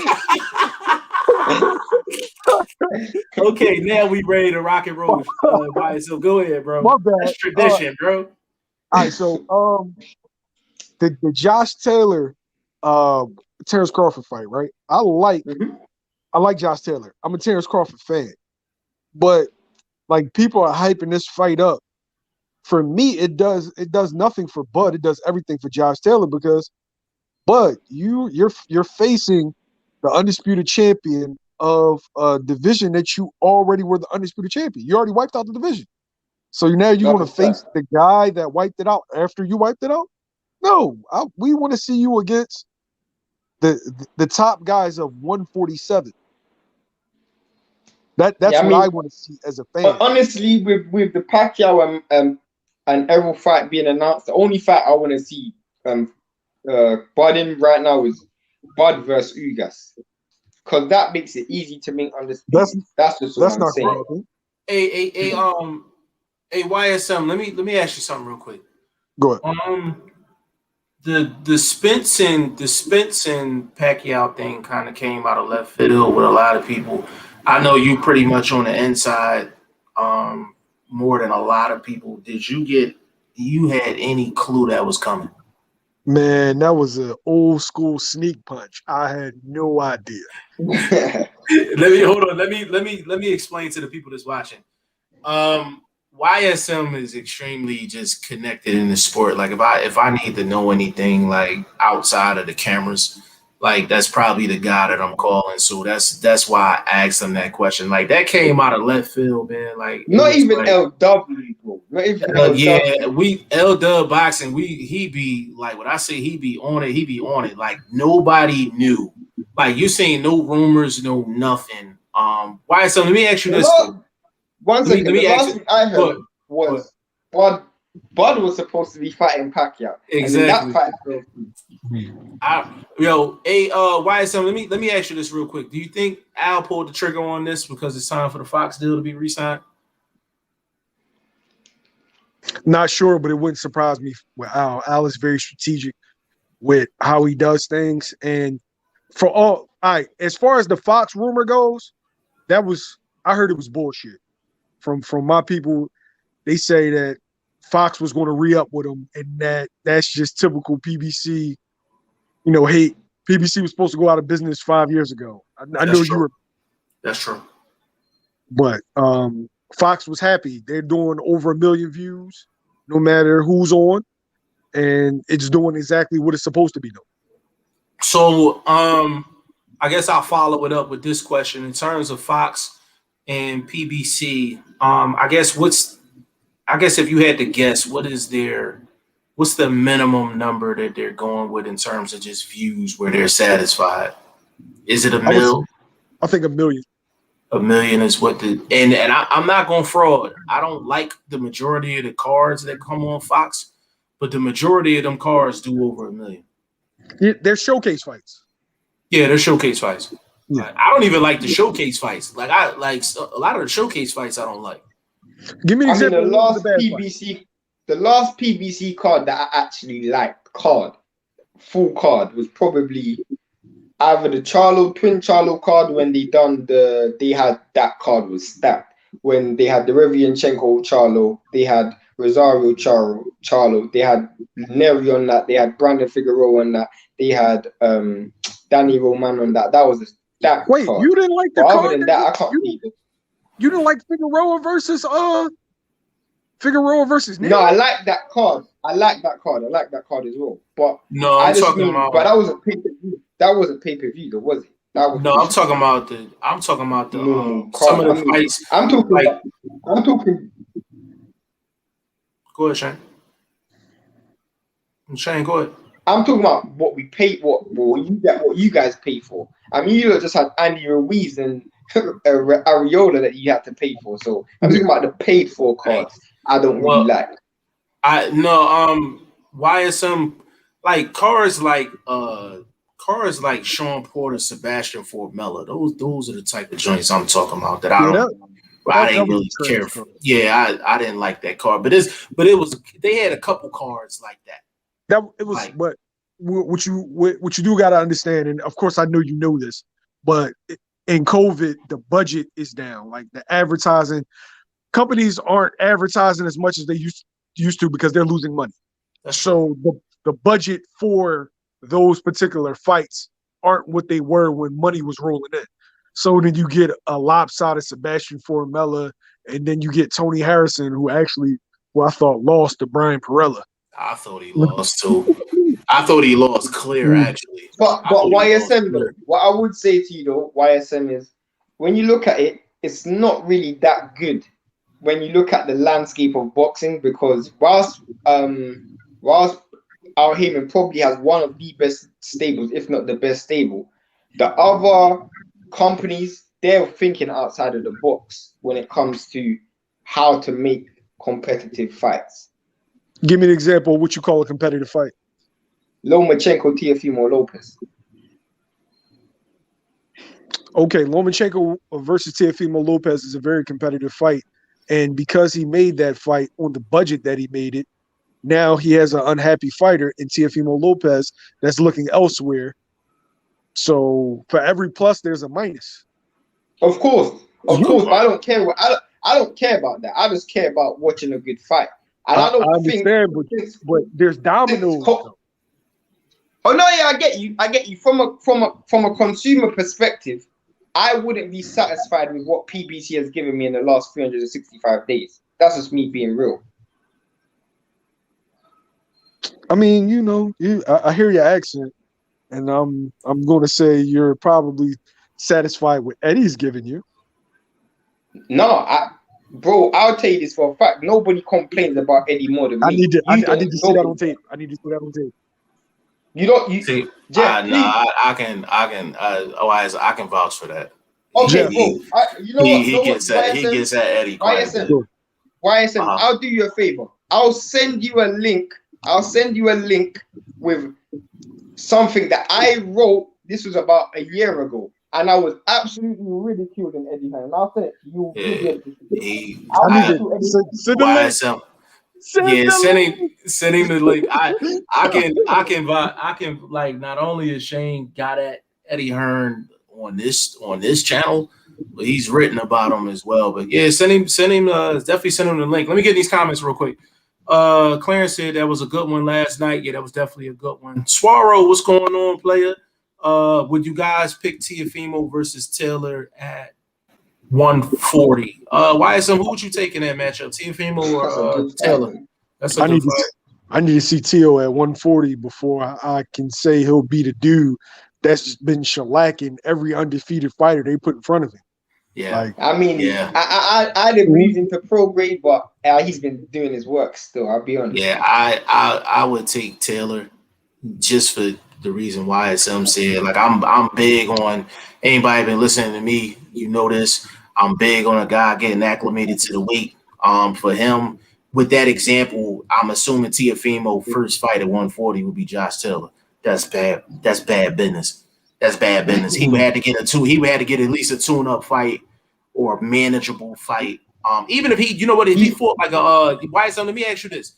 If let's say Tiafimo fought somebody, let's say he fought somebody like a Jose Cepeda at 140 and gets through that and then he fights Taylor, would that change your opinion? yeah, depending on what he did to this, if he destroyed Cepeda, then yeah. But Cepeda looked like dog shit. Hank, I thought Hank won the fight, bro. I thought Hank won the fight. Beat him last night. Yeah, I thought he. Yo, let me ask you this too, bro. I thought Andre Ward was low key hating. I thought he was low key hating. I didn't like the energy coming from Ward, or Ward's my favorite fighter. I didn't like the energy coming from Ward and Bradley towards Hank. I wasn't feeling I didn't like it at all. Shane, let me explain to you what happened. Now, hey, by the yeah, I didn't. I watched start of the Hank Lundy fight, and I just got bored, and I just turned it off. listen. Let me tell you this. This is why I was saying that Andre Ward, I didn't like his energy. I thought he was low key hating, bro. There's no way you can judge a guy's legs 40 seconds into the fight. Yep. Yo, Shane, he literally said, I'm looking at Hank Lundy and I don't like his legs. He looks unstable right now. It was literally 40 seconds into the fight. Yes, first round. I remember one fight, and Jeff, I'm gonna call you out on this. You said Povetkin's legs look shaky from the ring walk. Bro, but that's different. But listen, you can literally see him. But you can literally see him, even if you didn't see that, right? Hold on, how you call me out? Your own mother said he was shaky walking to the ring, bro. Yo, hey, YSO, Shane called me. He was like, yeah, my own mom said he looked a little shaky walking to the ring. Like, yeah. But the thing that's crazy, I'm like, you can't say that a guy's legs look shaky 40 seconds into a fight and he hasn't taken a shot. Like he literally said that, and I was just like, yo, what's going on? I was just like, yo, like that's how Hank Lundy fights. Like he switches up, he crouches down, like he does a lot of just savvy stuff. So I'm like, that doesn't mean that his legs is unstable. And then one thing that I hate YSM is once Andre Ward said that, I seen a bunch of people in the comments talking about, yo, Hank Lundy legs wasn't right throughout the whole fight. I said, yo, this is why I like watching fights on mute half the time, man. I was just like, yo, like that's bullshit. Like I'm glad you brought that up though, bro, because now you got me thinking. All right, so Hank Lundy, Andre Ward, and Timothy Bradley all around the same age. And you know they're all around the same age, right? And you know that dudes be having little underlying beefs. They don't like each other from the amateurs and this and that. They may not feel Hank, and you know Hank. I know Hank. Yeah. Yo, bro, if you reach out to him, man, can you ask him about that? Because I'm real curious. I'm real curious. Like, I wonder if he actually heard the playback. Because I thought he won the fight. To be honest with you, I thought he won it clear. Like Zepeda didn't do nothing. Nothing. I've never been a fan of Zepeda. I'll be real. You can tell. Hey Shane, I know you didn't see the fight. Shane, I know you didn't see the fight. But Zepeda, he fought exactly like a guy that just came off of a war. Yeah. Real particular. Didn't want to get hit, defense first. He was just real cautious.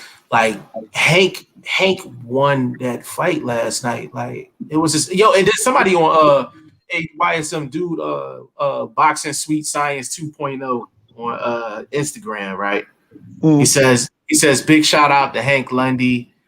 He's 37 years old. And this is I how I saw know he that, bro. probably I don't. saw This that. I this saw probably that. why this I is why I saw believe that. he don't watch boxing. So he I says, saw that. big shout out. He said, big shout out to Hank Lundy, 37 years old. He went the distance with a top 3-4 guy at Top 140. 3, 140. I saw that. I was 140. like, And this dude got like 80,000 followers, yo. I said, I saw that, and I'm thinking, I'm gonna top send that 3, shit. I'm gonna 140. send that shit to you. Wait, he I'm said he a top 3 140. He's a fuck? top Yeah. 3, top 4, 140, and this dude gets every interview on the planet. I mean, I can name 5 fighters right now off the dome that's better than him. 5 fighters off the dome that's better than Peter. 5 right, off the dome. Go ahead. I can name at least 4 off the rip. Josh Taylor, Jose Ramirez, Pro Grade. To me, I think, I know you're gonna disagree with this, but I personally think Victor Postal is better than him, and I think Robert East is better than him. Victor Postal is better now. Yeah. I don't know and I why like, that was such a stretch. He is better. nah, that ain't no stretch. No, because some people don't rate Postal, so that's why I said it. Some people don't rate Postal. No, that's true too. He's only lost to really good guys. Like, and you can make the argument he beat Ramirez. He did beat Ramirez. Yeah, you can make the argument. You can definitely make the argument. Can we address this Boots thing though? Yeah, go ahead. Yeah, go on. Go ahead. All right, so first, Jeff will tell you, right? I go to their gym a lot. I'm not really close to Boots.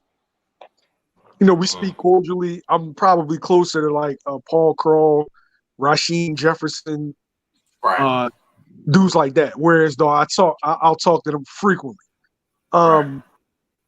But when you see it, bro, Shane, you see the showboat, you see the quickness, but when you see him on a heavy bag, when you see him, you don't realize how hard he punches, bro.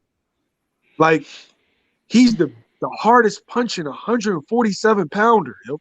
And I'm not saying that because he's from Philly. I seen it with my own 2 eyes. I get you. Wait, go on. Just wait. I've seen Terence Crawford buzzed by a 5'3" Cuban. Got the little leg. I've seen him drop by Mean Machine, right? And I know he's not supposed to do triangle theories, but I seen him drop by Mean Machine, right? Mm-hmm.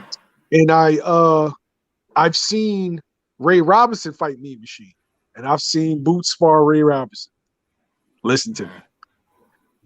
Terence Crawford, there's not one thing physically or skill-wise that Terence Crawford does better than Jerron Ennis. Not one thing. And I like Terence Crawford. I think Terence Crawford is better than Errol Spence. I think he'll stop Errol Spence. There's not one thing. Can I tell you one thing for a fact that Terence Crawford does better? And I don't know how you can say that. Go ahead. But to me, go ahead. I want to hear this one. His understanding of distance is better than Jerron Ennis, in my opinion. His understanding of distance is better than Jerron Ennis.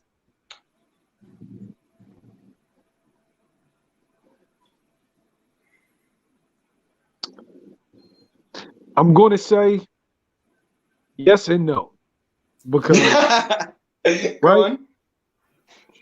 Boots is at a point in his career where I feel like he thinks he's invincible. Mm-hmm.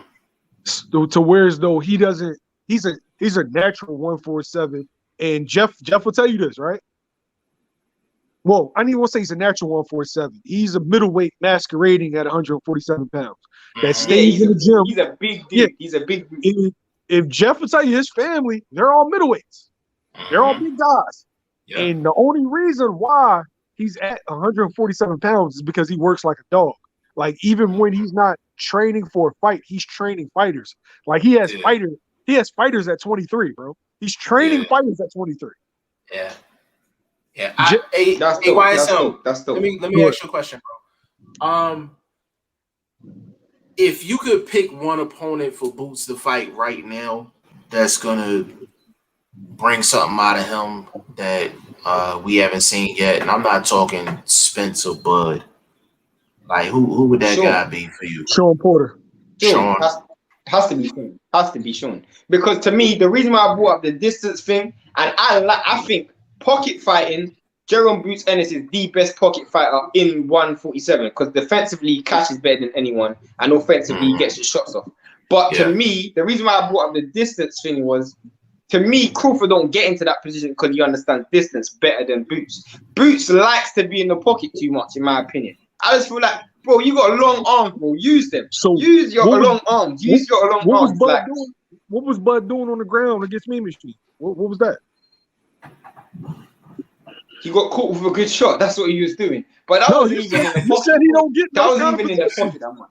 I said you said he don't get those kind of positions. When I mean he don't get in those kind of positions, how much time do you see Bud on with his backs against the ropes, guys teeing off on him? Whilst Boots got a good catch, so he catches most of those shots. But guys ain't getting Bud against the ropes, bro, because Bud's understanding the distance is just too good. You ain't doing that to Boots. Bud, sorry. And all right, so I'm going to ask you this, right?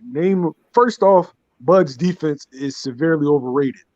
Bud can't parry a jab, and his answer for everything is switching southpaws. Jeff, come on. Jeff, anytime somebody's tagging him with anything, he switches. To be honest with you, that's probably the one thing about Bud that I don't like. When is the last time you actually seen Bud effective orthodox for a long stretch? Postal. That's probably the last time. Shane. That might have been the only time. That might have been the only time too. Shane. Because he wasn't successful against Gamboa until he go turned back southpaw. to Gamboa. He was getting his ass whooped them first 4 rounds, so he went southpaw. Go back to Kell Brook. Really he was not okay. Where it comes when you bring up the Kell Brook, bro, I have to disagree with that because to me, I just thought he just feeling him out just to see what it was. I don't think he was even doing anything. He just literally didn't throw. His answer for everything is switching southpaw. What do you do when the guy can switch to? It's a good point. It's a good point. Yeah. I don't even know. I don't even know why he goes. I don't even know why he goes. Shane, let me ask you this, bro. Go ahead. How good is Bud orthodox, in your opinion? Because I don't think he's that good orthodox. Again, it's against what type of style of fighter. So to me, if you got an up and down fighter that's trying to walk him down, then I feel like his orthodox is good, in my opinion. Because I feel like whilst he doesn't do it for long periods of time, when I saw him against Jeff Horn, and when I saw him against who was that last? The Victor Postal. Those guys were walking him down, trying to be aggressive. He stayed orthodox, and he just couldn't deal with that. He just did because he was getting much more lateral movement. When he's trying to walk someone down or land power shots, I don't think he's that good orthodox because he likes to lead with his power hand. But when he's trying to move and he's on the back foot, I think he's good orthodox. Oh no, off the back foot anyway. The reason I asked that question is because with Bud, I don't even consider him like a switch hitter in terms of just being a fighter. Like people be like, oh, well, he can fight orthodox, he can fight southpaw, like he's the best switch hitter in the game. I don't even look at Bud as a really good fighter orthodox because if you look at the main fights where he was behind on the cards early, they were all from orthodox. Gamboa, orthodox. And people don't bring up this fight, but you just said good fight. You just said his best win was Postal, and he fought the whole fight orthodox. And I also said that's the only fight he looked impressive orthodox, and he didn't switch. Because Postal, think about it, Postal, he did exactly what you stated. What you stated was correct. Like when a guy is straight up and down, his orthodox is fine. Anybody that brings anything else to the table, like dudes can't miss with the right hand when he's in the orthodox. Is that correct? Facts. Yeah, they can't miss with the right hand. That's why he switches southpaw. Like I've never really seen Bud really make adjustments and stay in the orthodox stance. If I had to say he had a chink in the armor, like I think that would be it.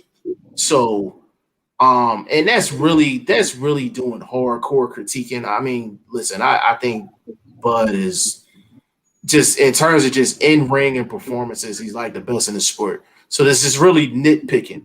But when you talking Bud and you talking Boots, like Boots is the better switch hitter because I've seen Boots do more orthodox than Bud. Can I ask you a question? Like can I ask you both a question? I'll ask you both a question. And this is just me keeping it real. How good is Boots' lateral movement? How good is Boots' lateral movement? All right, so go ahead and answer that, bro. How good is his lateral movement? A 9 or a 9? Off the back foot, you think his back foot game is 9? I've seen more than you. Okay, no. I'm just asking a question. No, I'm not saying you're wrong. I'm just asking a question. I'm not telling you you're wrong for what you're observing. I'm saying I've seen that I have a different perspective. Okay, that's fine. And you know what? I'll say, you know what? That's fine. I will never question what you know because obviously you know these guys personally. From what I've seen in the ring, because that's all I've only ever seen Boots is in the ring. I don't think Boots' back foot game is as good as it should be. That's my personal opinion. That's why I want to see him fight Sean. Because if he deals with Sean the way I think he can deal with Sean, with a good back foot game, good lateral movement, and use his dimensions, I feel like this guy's a serious problem for everyone. Why? So let me get at that real quick. Good. Shane, when it comes down to Boots and him fighting going backwards, you got to factor this in. He hasn't fought anybody to where he needs to go backwards. And if you don't have to go backwards, then why go backwards? Now I will say this in response though. In terms of pivoting to the side, pivoting back, pivoting in and out of distance, Boots at 23 years old is one of the best in the sport at doing that. Fantastic. He's one of the best. He's one of the best in the sport at doing that. I'm not talking about pivoting. I'm talking about when someone's walking you down, and let's say, for example, Volzik, he's a fantastic pivoter, but when Beterbiev was walking him down, he had to go backwards. You can't pivot because these guys are walking you down. So it's about how good you are walking backwards as well. I guess it's a wait. I guess that's a wait and see. It is a wait and see. Hey Jeff. Jeff knows this, right? Black Philly fighters, we are taught fighting going backwards first. Right. Naturally, we can fight going backwards. Everybody, I don't know if it's just a style thing, but naturally, we are more comfortable with fighting off the back foot than going the front foot. That's in terms of Philly fighters. One thing I know about Philly fighters, every Philly fighter is a fantastic catcher. I haven't seen one Philly fighter that can't catch, and he is one of the best catchers I've seen in a long time. He's a fantastic catcher. I don't know why. I don't know what you guys do. You know who from Philly that really don't catch and shoot? Jesse.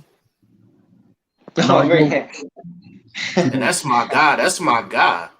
Hey, why am I wrong on that? You don't ever see Jesse. Jesse don't catch. Jesse's the only Philly fighter that don't catch and shoot. I mean, Philly everybody else does. I don't know what it is, but I feel like they made Rocky.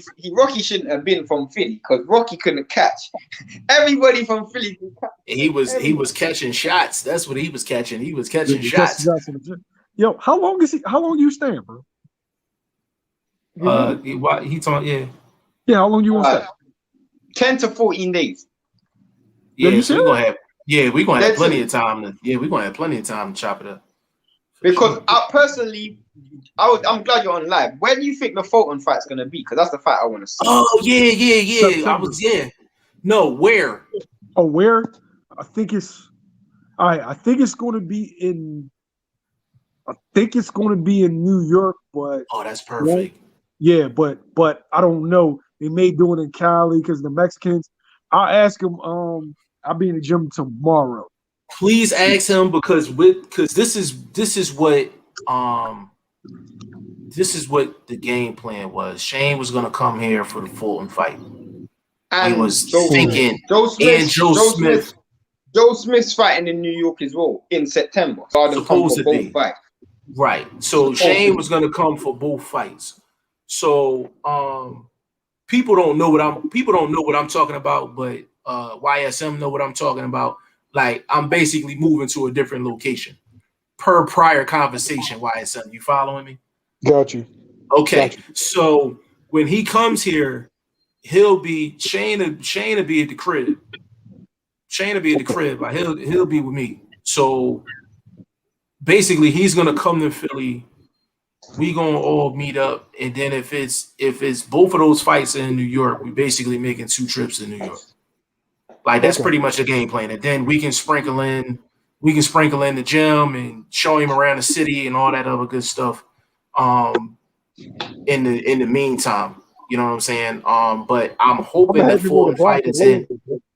Huh? What did you say? I'm gonna have him on the block at Logan. Yeah, we gonna have him in the mix to Logan. You know what I'm saying? Why is that so funny? Hey, listen, because Logan is crazy. Like, Logan is crazy. Fair enough. So we gonna that's the game plan. But if the Fulton fight is in Cali, of course that changes things. But I'm hoping it's in New York. And hopefully would you rather see Joe Smith and Danny Jacobs or Joe Smith and Beterbiev, bro? Beterbiev. Why is you heard me, bro? Better beef. I had to think about it. Why is there talk about Danny Jacobs moving to 75 when he looked like shit at 68? I'm glad you brought that up, bro. I think Joe ices him though. I think Joe ices him. Cold. Andre, ice cold. Like, what's cooler than being cool? Ice cold. It's literally something. Yes, you remember when he always used to do the Debo Craig impression when yeah, like it's crazy, man. Like I hope Joe Smith, if he gets Danny Jacobs, man, he knocks Danny Jacobs out. He knocks Danny Jacobs out because he was complaining about the weight when he fought Chavez Jr. Just imagine what's going to happen when he fight Joe Smith. Oh my gosh, yeah, Joe Smith. Don't fight a dude. Don't move up and fight a guy that was just doing construction and boxing at the same time. That's cutting down trees, yo. He got a tree removal business. Exactly. Nah, that's not the dude. It's not the dude you want to fight. Yo, he probably got a tree bark in his gym bag, yo. Like, it's not a good look at all. Yeah, that's not a good look at all, man. But I like his chances against Beterbiev too. I'm not gonna lie. I like his chances as well, bro. I think Beterbiev will win because I just feel like naturally he's a more powerful. I want to say he's a more powerful fighter, but he's probably the more. You know what? You want to know why I like Joe Smith though? I think Beterbiev is drunk off the power though. He makes a lot of technical errors because he got that smoke. Yes, that's a fact. Really, if you really break him down, even in this last fight, like when you break him down, you're not looking at the power, but you just look at what he's doing technically. Like, he's literally like eating shots. Like, he's eating shots. He's not judging distance. He's not doing a lot of the technical stuff that you should be doing at 175. I ain't seen him do it in 2 years. Quick question, Shane. What part of the UK are you from? London. Oh, you from London? Yeah, London. We gotta stroll through there, bro.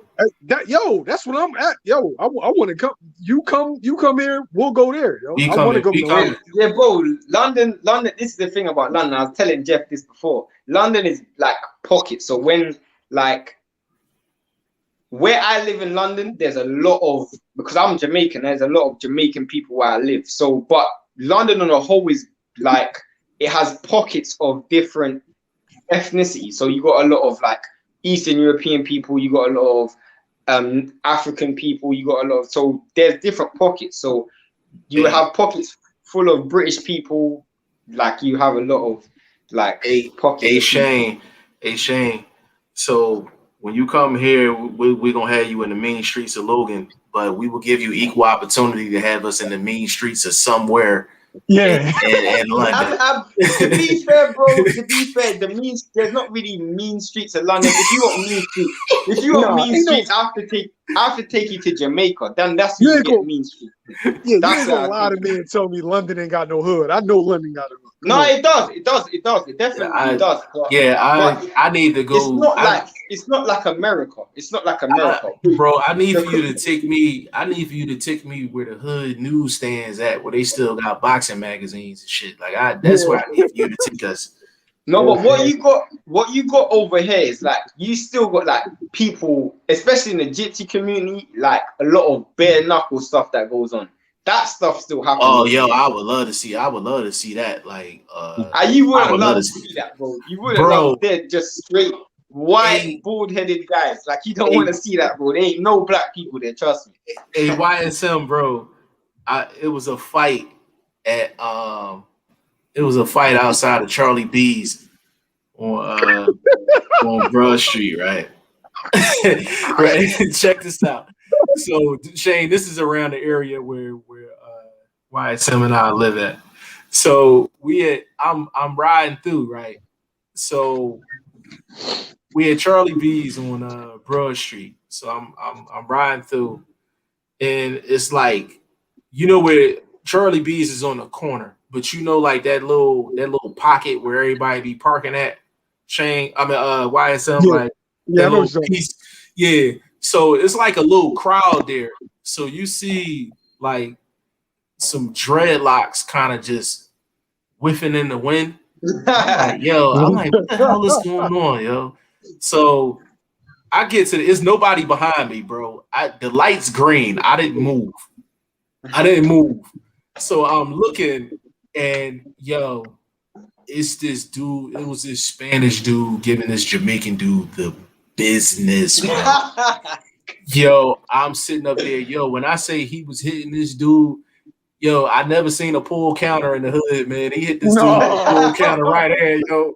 Dropped him. All you see was dreads just going like this, bro. That shit was crazy, bro. Like I ain't seen nothing that funny in a while, man. Like, but I'm like, if I can see a bare knuckle, I'm bro, do you not Jeff, do you not remember what at Tyson Fury's last fight in England when they had the bare knuckle fights in the stadium? You know, remember that? Yeah. Bro, that was funny. Like, I'm not gonna lie, the gypsy community is they about that. They look like they about that action too. They look like they about that action. Hey, yo, I gotta go, but yo, I definitely want to set that up, yo. We need to set that up for sure. Bro, yo, and if you talk to, go ahead, Shane. Go ahead. I'm running for it's a certain like 1,000,000%. I'm coming to America in September. It's a fact. I'm literally just as soon as I find out the date, I'll buy the tickets. It's that simple. Yeah, so he'll definitely be here. I'll be at the new spot by it's looking like it's probably going to be August 1st. That's my birthday as well. Wow, that's crazy. So I'll probably be moving in on his birthday. I want to call. I'm gonna call you too later on tonight. Okay, yeah, because I got it. Yeah, we gotta. Yeah, I gotta holler at you. I'm not feeling this news. There's a good reason behind it. All right, I got you, bro. But we'll wrap later on. YSM, man, appreciate you jumping on, bro. All right, man. All right, y'all. Jeff, quickly run through these comments because we got a lot. I got you. Eric H. Spence will probably get Crawford the most. Thanks credit. For everybody commenting as well, by the way. Yeah, big shout out. Tangent for like 30 minutes, right? We apologize. Jay Banks, what's going on, baby? Wilder Fury. Can't wait. Yeah, bro. That's another live. Let's just get that fight done. Let's get that fight over and done. Yeah. Let's get that fight done. Hold on. I think I lost my spot. Hold on. I got it. Will Stokes, man, I'm so hyped for Charlo versus Montiel. Man, you one of the few, but what a great defense from Charlo. really putting the rest of the division on notice. Will Stokes, why do you say that? Because you might be the only person that's excited. I think that's sarcasm. That has to be No, sarcasm. I don't think it's sarcasm because he got the little muscle arms.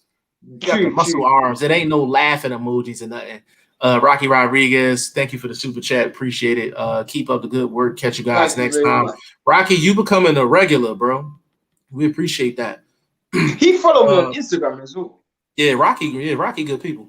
Clarence McLean, Taylor's a tough customer. Absolutely.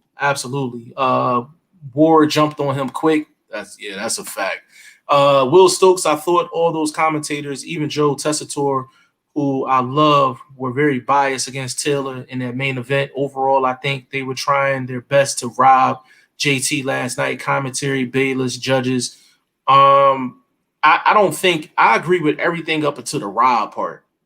Like I think the judges just do what they usually do. I didn't like the energy from Ward and Bradley, but there's a lot of fights. I think Ward and Bradley are very good commentators. I don't think so neither. Like but that's a prime example of just because somebody's great at one thing doesn't mean it's going to translate. But you know, and you know what was annoying watching them, listening to them last night, which was you can tell that their information was something that they researched and they didn't live through that because they were talking about certain stuff about Josh Taylor, and I'm like, if you watched the fight, you wouldn't have actually said that because I've watched those fights. You just researched those fights. So you didn't live through. You know they do box rec homework. That's why I can't that's why some people come in the comment section and like on social media and things like that. And I can tell when somebody does box rec homework or they're really familiar with what's going on. They said Jose Ramirez was the hardest guy Josh Taylor's fought. And I'm like, Jose Ramirez hits hard, but I don't think he hits harder than O'Hara Davis. Even though O'Hara Davis ain't a better fighter. On a single, no one hits harder than O'Hara Davis. Yeah, O'Hara Davis' power is stupid. Will Stokes 114, 112 was disgraceful, I feel. I agree. Scott said agreed. Will Taylor was fighting the ref, judges, and Ramirez simultaneously. I didn't like Kenny Bayless. He was on that bullshit. Yeah, he was too involved. He was too involved. Like he was going the extra mile to make himself seen in that fight, and he didn't have to. The judges were doing what they supposed to do. That's why we was like Ben Davison shouldn't have told Taylor to basically chill the last 3 rounds. He must have forgot where he's at. So I for the most part, Scott, I agree with you on that. Will Stokes agrees. Boots Ennis is something different. Absolutely. Yeah, definitely. He's definitely something different. Clarence, let me ask you this, bro. Let me ask you this. So let's just say I'm gonna throw a Terence Crawford question at you because we were talking about this earlier. If Terence Crawford doesn't fight any of the main guys in the PBC, but he fights John Virgil Ortiz, would you consider his resume complete? Nope, I wouldn't. But I wouldn't see this guy fight Errol. I wouldn't see this guy fight Errol. That's what I personally. If Bud fought Errol and beat Errol and retired, he will go down as the best fighter in this era for me. So for real. Yeah, that's a fact. Clarence said Porter or Ugas. I think Terence Crawford I had to fight one of those. He's saying. I think he meant who would you want to see Boots fight next? I think that was reacting to. Porter. I got you. Me personally, I would want to see Ugas because he's connected to the unified situation. That's true. So I would say Ugas. My bro DT3 the Boom Man is in the building, bro. I seen you on live earlier. I just couldn't get on, but I seen you had that thing pumping a little bit. Said my guys, big shout out to you. I got my aunt in the building, my aunt Lorraine. What's going on? You know it's real when family come up in the live. You already know. Will Stokes. So these comparisons are being made, but who has Boots been fighting though, compared to who you're comparing him to? The difference. Go on. You go ahead. You go first. You might say the difference is again. I'm not going to use one thing for Boots and not use the same thing for Crawford. Just like people say who Crawford been fighting, I'm going to say the same thing. Like, I don't need to see certain, like, to me, I didn't need to see Wilder fight an 8-level fighter to say that I believe he would knock out a certain fighter, because me personally, I could just use an eye test. I feel like some people just need to use foresight. Like, they rely on resume a bit too much. Resume don't mean nothing. Lomachenko was washing fighters, and then when he fought Lopez, he lost. That's just the way it goes. Resume don't mean everything. Resume don't mean everything. That's just the facts, bro. I've seen fighters fight nobody, and then they fought someone with a fantastic resume, they still lose. It's just the way boxing is. It's literally, boxing is something that you can't just rely on resume. Yeah, let me follow up on that. As far as Boots, it's kind of similar to now. Boots inside of the ring, he reminds me of Roy. I think Roy is the most physically gifted fighter to ever. Just in terms of just pure physical talent, I think he was physically the most talented fighter ever, and I'll stand on that. Boots Ennis reminds me of Roy in terms of just that raw physical talent. Like, there's not anything he can't do inside of the ring. And again, like we said earlier, I know the goods when I see it inside of the ring. Boots is the goods. It's really just a matter of him cashing in on what I think he can do. But I understand what you're saying. But eventually, these guys are going to have to fight him, and he's going to have his opportunity to prove how good we think he really is. Clarence said, "What's up with Tevin Farmer?" I can answer that. So Tevin Farmer, he's a promotional free agent. He is also moving up to 135. He just didn't re-sign. He just didn't re-sign. You know what's crazy? His chick is fire, bro. And I don't know why I said that. Well, I know why you said that, because she fire. She's definitely a monster. Like, she's definitely a monster. Like, from what I've been told, she's super cool too. But big shout out to Tevin Farmer. But he's moving up to 135. He's a promotional free agent. And part of the reason why he's a promotional free agent is because the Jojo Diaz situation and him not getting the rematch. I wouldn't even want to see him at 135. I mean, 135 is a division that's kind of cold right now. I'd like to see him stay there. I think he can. You think 135 is cold? No, 130. Oh, 130. 130. Yeah, 130 is cold. He's moving up to 135. But that's why I wouldn't wanted him to stay at 130, because he would have been a player at 130. You still got. Well, if you think about it, Herring. But the thing is, none of them guys is gonna fight Farmer though. So I kind of understand the move. Let me add this, bro. If you're a promotional free agent and you're trying to get a promotional deal, it's better for you to campaign at 135 with the bigger names. So even though he may really stay at 130, he's gonna say that he's moving up to 135 just so he can secure the bag, basically. Is the WBA gonna strip Tank at 130? I hope they do. I don't see it happening, but he may let it go. He may let it go. Clarence said Joe versus Danny. I like Joe Smith. You like Joe Smith? Shane? Oh yeah, Joe clean. Joe all day. We're not just saying that because he's a friend of the channel, but you know. Hold on, we got a guest. Intangible, what is going on? He knew. What's going on, guys? What's going on? Intangible, is this your first time on? I believe so. Yes, it is. You sound familiar. Did you go by a different name? No, I never went by a different name. This is the first time you've gone by Intangible for the last couple of years I've been on here. You sound real familiar, bro. So you've been watching us before, though. Yeah. You've been watching the channel for a few years, did you say? No, he said he'd been going by that name for a few years. Oh, going by that name. How long you been watching the channel? Intangible, how long you been watching the channel, bro? Only for a couple of months, actually. I was only introduced to your channel, I believe, through Mark. So. Okay. Or through L Dub. I can't exactly remember. L Dub. He part of the L Dub family. That might be. You know what? That's where I know. Yeah, that's where I know your voice from, bro. Was you on with L Dub one day? Yeah. I've been on his channel a couple of times. That's where I know you. See, bro. I knew that voice from somewhere, man. What you want to chop it up about, man? What we talking about? Well, I heard you guys are discussing Josh Taylor having become an undisputed world champion. Mm-hmm. And, I guess I should give my thoughts on it. I feel like a lot of people don't really realize what we just witnessed. These two men have single-handedly cleaned out the division. Every single person that's been a runner-up to them, Regis Prograis, Josh Taylor beat him. Jose Cepeda, Ramirez beat him. Ivan Baranchyk, Cepeda beat him, and Josh Taylor beat him.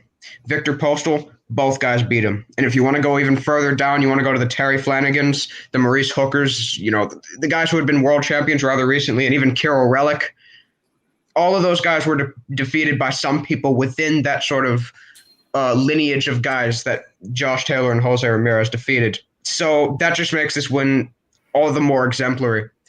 Sometimes it is hard to. I don't necessarily always associate being undisputed with necessarily cleaning out a division, because oftentimes you can beat all the belt holders, but not everybody in the division, not all of the contenders. Maybe it may have gotten their shot, or maybe you haven't fought them all.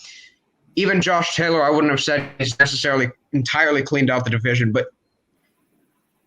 if he's come pretty much as close to it as you can, especially for a modern fighter, in this day and age of politics and all the belts being fragmented, he deserves nothing but respect for doing so. I personally have him, I think, at number 4 on my pound for pound list. Okay. First of all, that's well said. Let me get that out of the way first. But I'm going to throw 2 questions at you. I kind of want to see where you at. Do you have any more comments left? Is that the last one? Let me run through these last 3 comments, and Intangible, I got a question for you. D Hodges is in the building. D Hodges, what's going on with you, player? Always good to hear from you, brother. Will Stokes, nah, bro, that's just banter. LOL, that fight is absolutely dog shit. Okay, Shane, you was right. I thought Will was serious about that. Hold on. Will Stokes, Bayless giving Ramirez like 20 seconds to recover after that first knockdown. That's why I said he was too involved. Clarence says Tevin Farmer versus Shakur Stevenson at 135. Your thoughts? That fight should be at 130. That fight will be at 130. Yeah, that fight will be at 130. I think I would have to say Shakur. The funny thing about Tevin Farmer, real quick, before I get to the question I have for Intangible. The funny thing about Tevin Farmer, it's a matter of like, is he gonna make guys pay? Because he gonna make them miss. It's really when he's lost fights, he's just content with making guys miss. Like he's like Tevin Farmer is like an enigma. Like I'm just like, it's some fights where he's getting off offensively, and I'm like, yo, this is some impressive shit. And then there's other times where I'm just like, bro, you just gonna keep the gun in the holster all night. Like that's what it is with Tevin Farmer. Like, I don't know which Tevin Farmer I'm gonna get offensively. So just off of that, Clarence, I would say Shakur, because I know Shakur is gonna be offensive.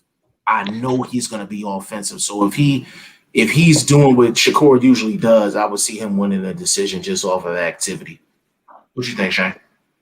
No, I agree. He's not even like a Adrian Broner where I say don't let his hands go, because he's not like that. It's just the sense of the fact that I just feel like he just hasn't found the balance between offense and defense, and that's basically it. Yeah, sometimes I wouldn't even say necessarily Tevin Farmer doesn't fight with confidence. That's sort of the difference between he and Broner, but sometimes, like you said, he is very content with that. He is very content to sometimes box his opponents when, and I'm a person who can watch a myriad of different styles and I can appreciate them all, but sometimes Tevin does get genuinely a bit dull, like in the Guillaume Frenois fight, which was the undercard of Hooker Ramirez, because he's just so content making guys miss, and he's so content winning rounds by 1 or 2 shots, you know? So Yeah. I agree with that 100%, man. Like it's that's what happens when you're from Philly, to be honest. When you're from yeah, Philly, you're just so good at defending yourself that offense kind of becomes secondary. yeah, it's kind of like in basketball, like when you got a jump shot, you just so content just shooting your jump shot all the time. It's kind of like Steph Curry. Like Steph Curry, he's so good at shooting the threes.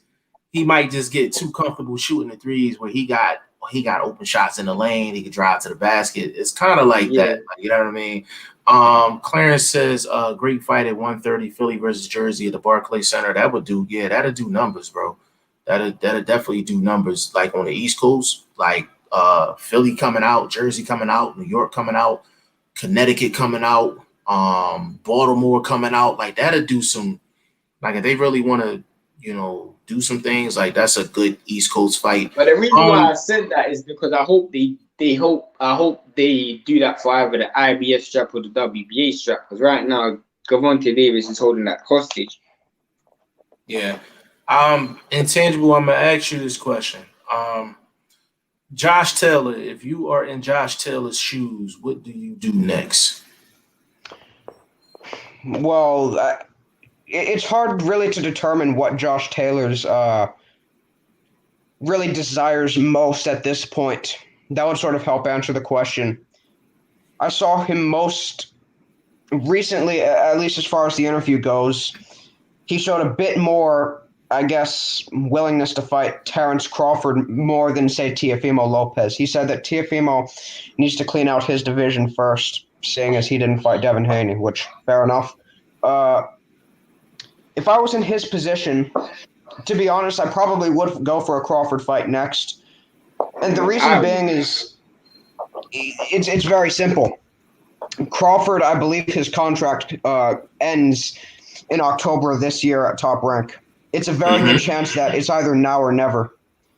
And, considering he's also I'll also have to cite he's had troubles making the weight in the past. He is very, very big for 140 pounds. Now might be his chance to go after a Terence Crawford. Win or lose, I mean, he's a guy who's shown he's going to fight anybody absolutely anywhere and any time. I think if there's any time to go after Terence Crawford or someone at 147 to go for a belt, at least during his tenure with Top Rank, it's right now. Because I get that. What I would want to see, and I ain't heard nobody bring this up, and I know you're definitely going to be laughing when you hear this because you're going to laugh, but I want to see Prograis versus Taylor. That's what I want to see. I want to see that fight run back. Run that fight back. That's what I want to see. Definitely. The thing is, though, Regis Prograis obviously missed weight in his last fight, and if I recall correctly, I believe the Juan Heraldez fight might have occurred at a catch weight, but I can't remember exactly. It's very possible he's going to be moving up as well. So, he missed weight in the Red Cash fight? He missed weight at the Red Cash fight? Yeah, he did. I thought it was a fight before that. He missed weight. I believe it was the Red Catch fight, yeah. I think it was a fight before that. Let me look this up real quickly. Yeah, I think. Go ahead. He said he's gonna fight at 140. He said he wants to fight at 140. So, he weighed in at 143 pounds. Oh wow! Wasn't that the contracted weight though? I think it was 142, but I can't remember. Let me look this up. It might have been intangible. It might have been one of them joints where it was a whatever the weight is, and they allowed a plus one. Weight. Yeah, I think it might have been a plus one. And some promotional companies will allow that. That was a Triller fight. That was a Triller card. Yeah, that was a Triller card too. I know it wasn't. I'm not gonna lie, I'm gonna jump off. Okay, I'll finish up with intangible because I got a couple questions for him. But Shane, we got VP Shane signing off, man. Appreciate you, bro.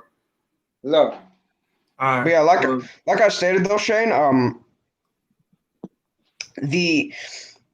considering Josh Taylor would be moving up to fight Terence Crawford, and considering Regis has been fighting at catch weights and things like that, to my knowledge. It's very possible that all roads could lead to a rematch, even if Josh was to move up to 147. So I do think that's still feasible in that case. What's the other question? Yeah, I could let me respond to that.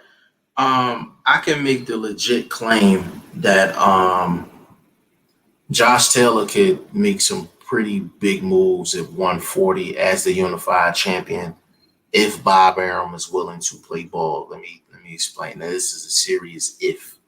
And this is probably more of a fan perspective than an actual reality perspective. But we got Tank and Barrios coming up at 140. Josh Taylor being unified at 140 would be very attractive for Tank in terms of actually having Floyd and them sit down trying to make that fight happen, right? So you also have Teofimo if he decides to move up. Taylor being the unified champions would be very appealing to Teofimo as well. Or if Josh Taylor wants to enhance his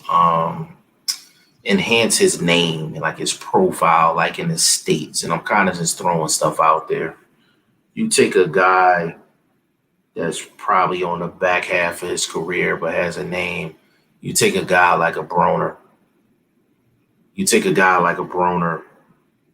Josh Taylor would be very appealing to a lot of big names at 135, 140, and even 147. So I actually think he needs to stay where he's at in terms of being a unified champion because he has ultimate leverage right now. So that's anybody at 140. So he could possibly get a Tank fight. And then you got guys at 135 that might try to come up to 140 to try him. I think it's very unique in terms of Josh Taylor's situation because I feel like if he goes after a Bud fight, that's cool. But if he actually stays in his place at 140, I think he could, if Arum is willing to play ball, again, that's a big asterisk. If he's willing to play ball, Josh Taylor next 2 to 3 fights could be legendary. I mean, like put him in legendary status. Like just imagine if he was able to get a Tank fight and he was able to get a Teofimo fight and possibly beat both of those guys. He would go down and, to be honest with you, that'd be some Hall of Fame type shit. Yeah, someone could make an argument that probably not first ballot, but he could probably make the Hall of Fame right now if he were to retire, simply because he's an undisputed champion in the 4-belt era. I'm not saying he'd necessarily deserve it according to my criteria, but just the trajectory he's on, he might end up being able to achieve such things. And that's actually the main thing. Josh Taylor has so many options on the table for him. His options is crazy. He's in the driver's seat. The one thing holding him back, though, from potentially fighting a Teofimo next is he has to fight Jack Catterall if he wants to uphold his undisputed claim. Right. So that if he were to fight a Jack Catterall, he'd probably likely come back to a fight like that pretty quickly. Like, say, in August. And if he were to fight a Teofimo, that'd probably come something like December, January next year. I agree. By the with time that. that runs out, it's very possible Crawford could have moved on from Top Rank. But at the same time, if Josh Taylor can still make 140, there's still options available for him. He could go down as one of the greatest. Really, if he were to stay in the division for another 3, maybe 4 years, he could actually go down as maybe the greatest 140-pounder of all time. I don't know about that, but in terms of the he could have one of the best resumes at 140 of all time. I definitely gave you that. That's what I mean, because it's also a matter of how 135 develops, because it's a situation where the 140-pound division is actually in the midst, I believe, of a sort of a change in hands. Jose Cepeda against Hank Lundy seemed to be severely weight drained. He missed weight. And then it looks like he's possibly going to move up. It's possible Ramirez is going to move up, seeing as he's appeared drained in the last weigh-in, and he's also had problems making weight. These guys at 140 are massive. And he's 5'10 with a 71-inch reach in Ramirez's case. Regis is a big, strong dude. And looking at some of the up-and-coming talent at 140, next week, you already have Subriel Matias versus Batirzon Jukembayev. Josh Taylor, if those guys are to develop and get on world level, he could fight those guys and get them early. He could fight. It's a lot of action. It's just so many up-and-coming young talent. Even if Cepeda is to stay there, he could get a defense there. If he's just to stay at 140 and simply build his name there and make the bulk of his career in that division exclusively, that can already be all-time great stuff. Yeah, Catterall. Let me get through these comments real quick, bro, before we get up out of here. Michael Bates Jr. said, "Get to it."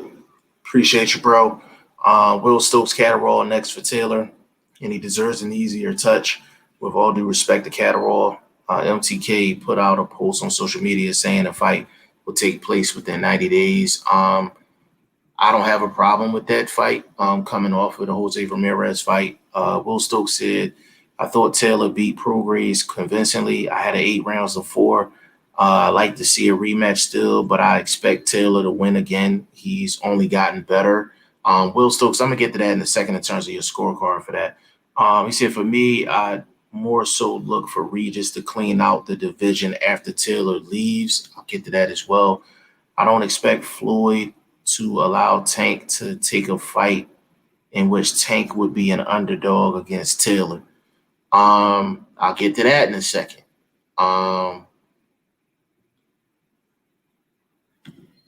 And My Sports, which is Intangible, that's Shane that was on with us, said, "Bro, we need to get Intangible on when I'm not tired."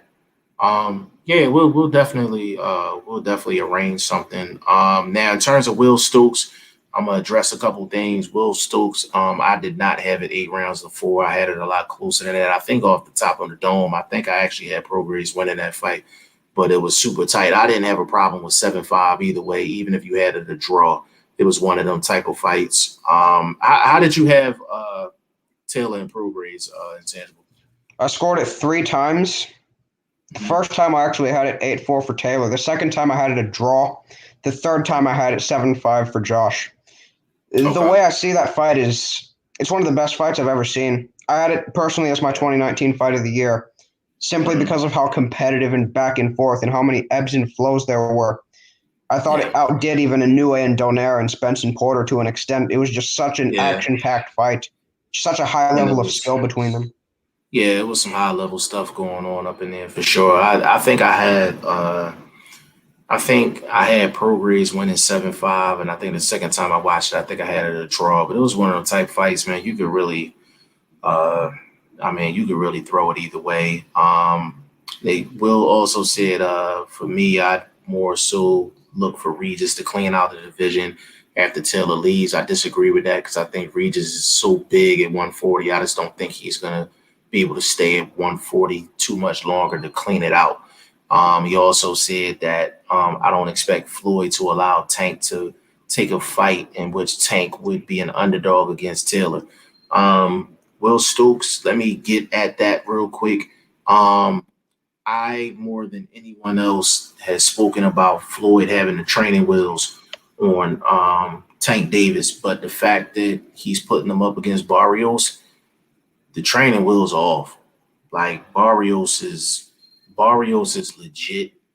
That's number one. Number two, to be honest with you, unless he was looking for Tank to do something at 140, the actual fight with Barrios doesn't even make sense.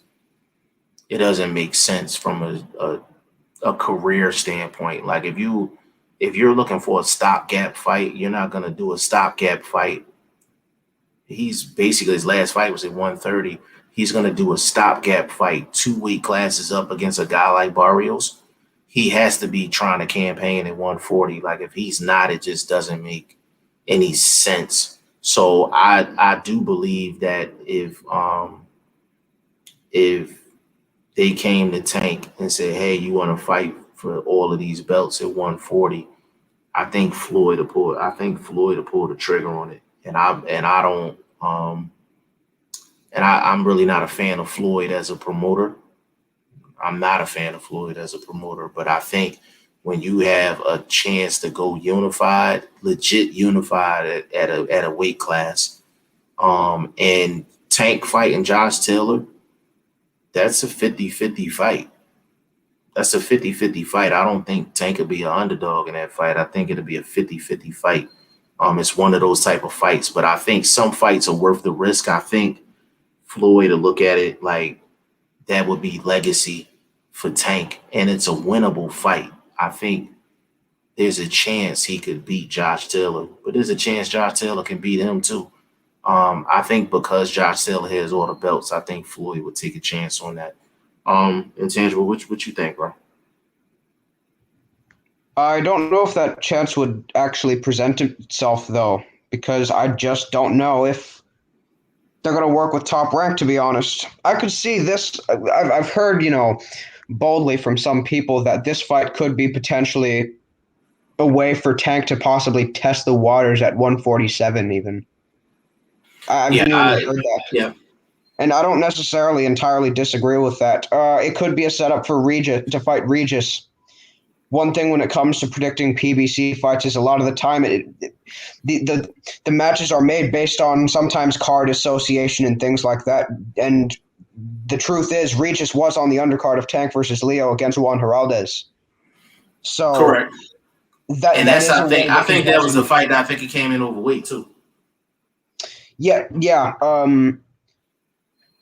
Also, when Gervonta Davis fought Yuriorkis Gamboa, Gamboa was coming off of a fight against Rocky Martinez on the undercard of Tank Davis versus Ricardo Nunez. So that has something to do with a lot of PBC's matchmaking. Yeah, I could see he and Regis Prograis possibly fighting each other. Yeah, to be honest, I don't think Tank would fare well against Josh Taylor at all.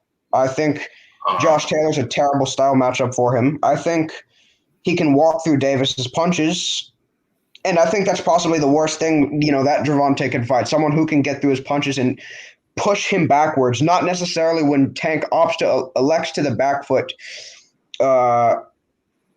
under his own willingness. When he's actually forced to the back foot by someone physically stronger than him, he lacks the craft to be able to fight back. Sometimes his inside fighting isn't necessarily as good if he isn't receiving that forward momentum sort of propelling him through his knees. So, yeah, I haven't seen Tank. It depends on how he would do against Josh Taylor. I got to see how he does against Barrios first, because I really got a problem with Tank not being able to get Gamboa out of there earlier. I have a real problem with that. And I usually don't have a problem with situations like that. But when your style is predicated off of power and a guy literally doesn't have an ACL and you go full pretty much 12 rounds with the guy, and he got multiple knockdowns, true. But when you supposed to be that guy when it comes down to power and you let a guy without an ACL basically hang around for 12 rounds, I'm really curious to see how he's cracking at 140, and that happened at 135. So that's what makes the Barrios fight very intriguing, because just naturally in boxing history, power guys that move up, power seems to lessen when they move up in weight, and it don't matter who it is. You know what I'm saying? So that's usually the consensus when it comes down to the history of boxing. But we've been cooking for about 2.5 hours, man. Intangible, do you have Instagram, Twitter, all that good stuff? Yeah, and we actually follow each other on Twitter, so.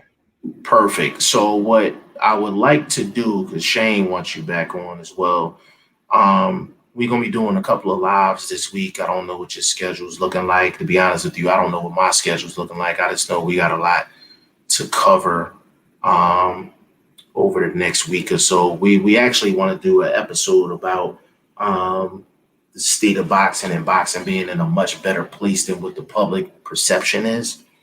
I would love to have you on for that one. That's actually one that we want L-Dub to get on as well.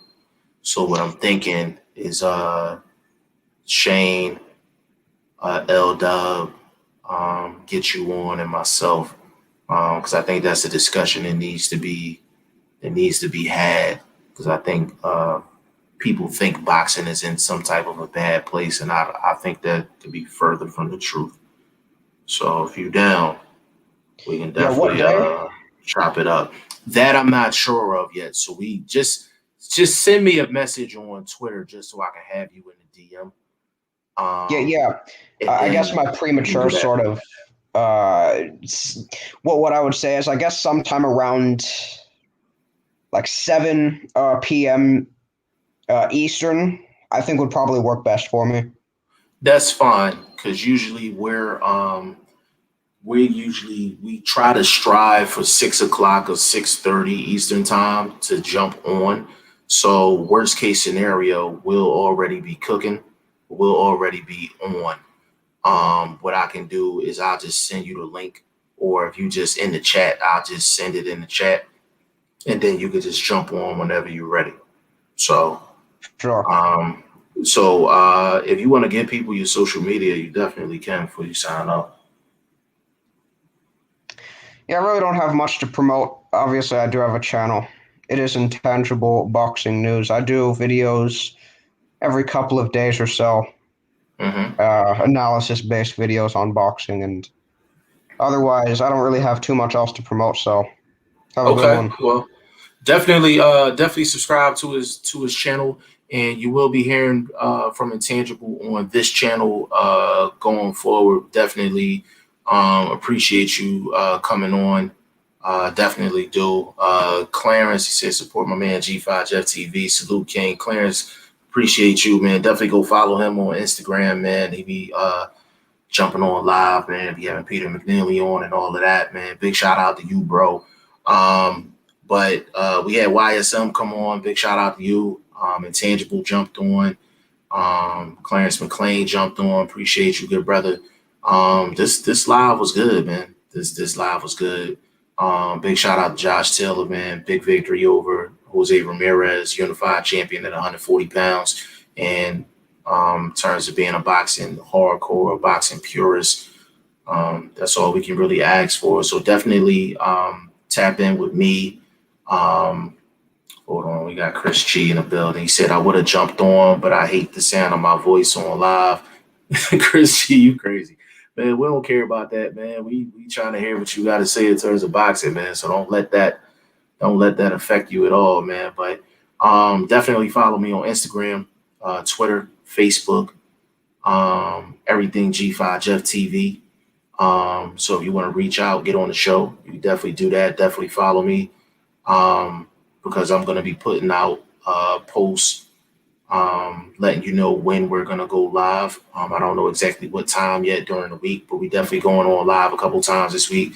You can also follow Shane, I_am Shane, the #1 on Instagram. He's exclusively on Instagram. He's nowhere else.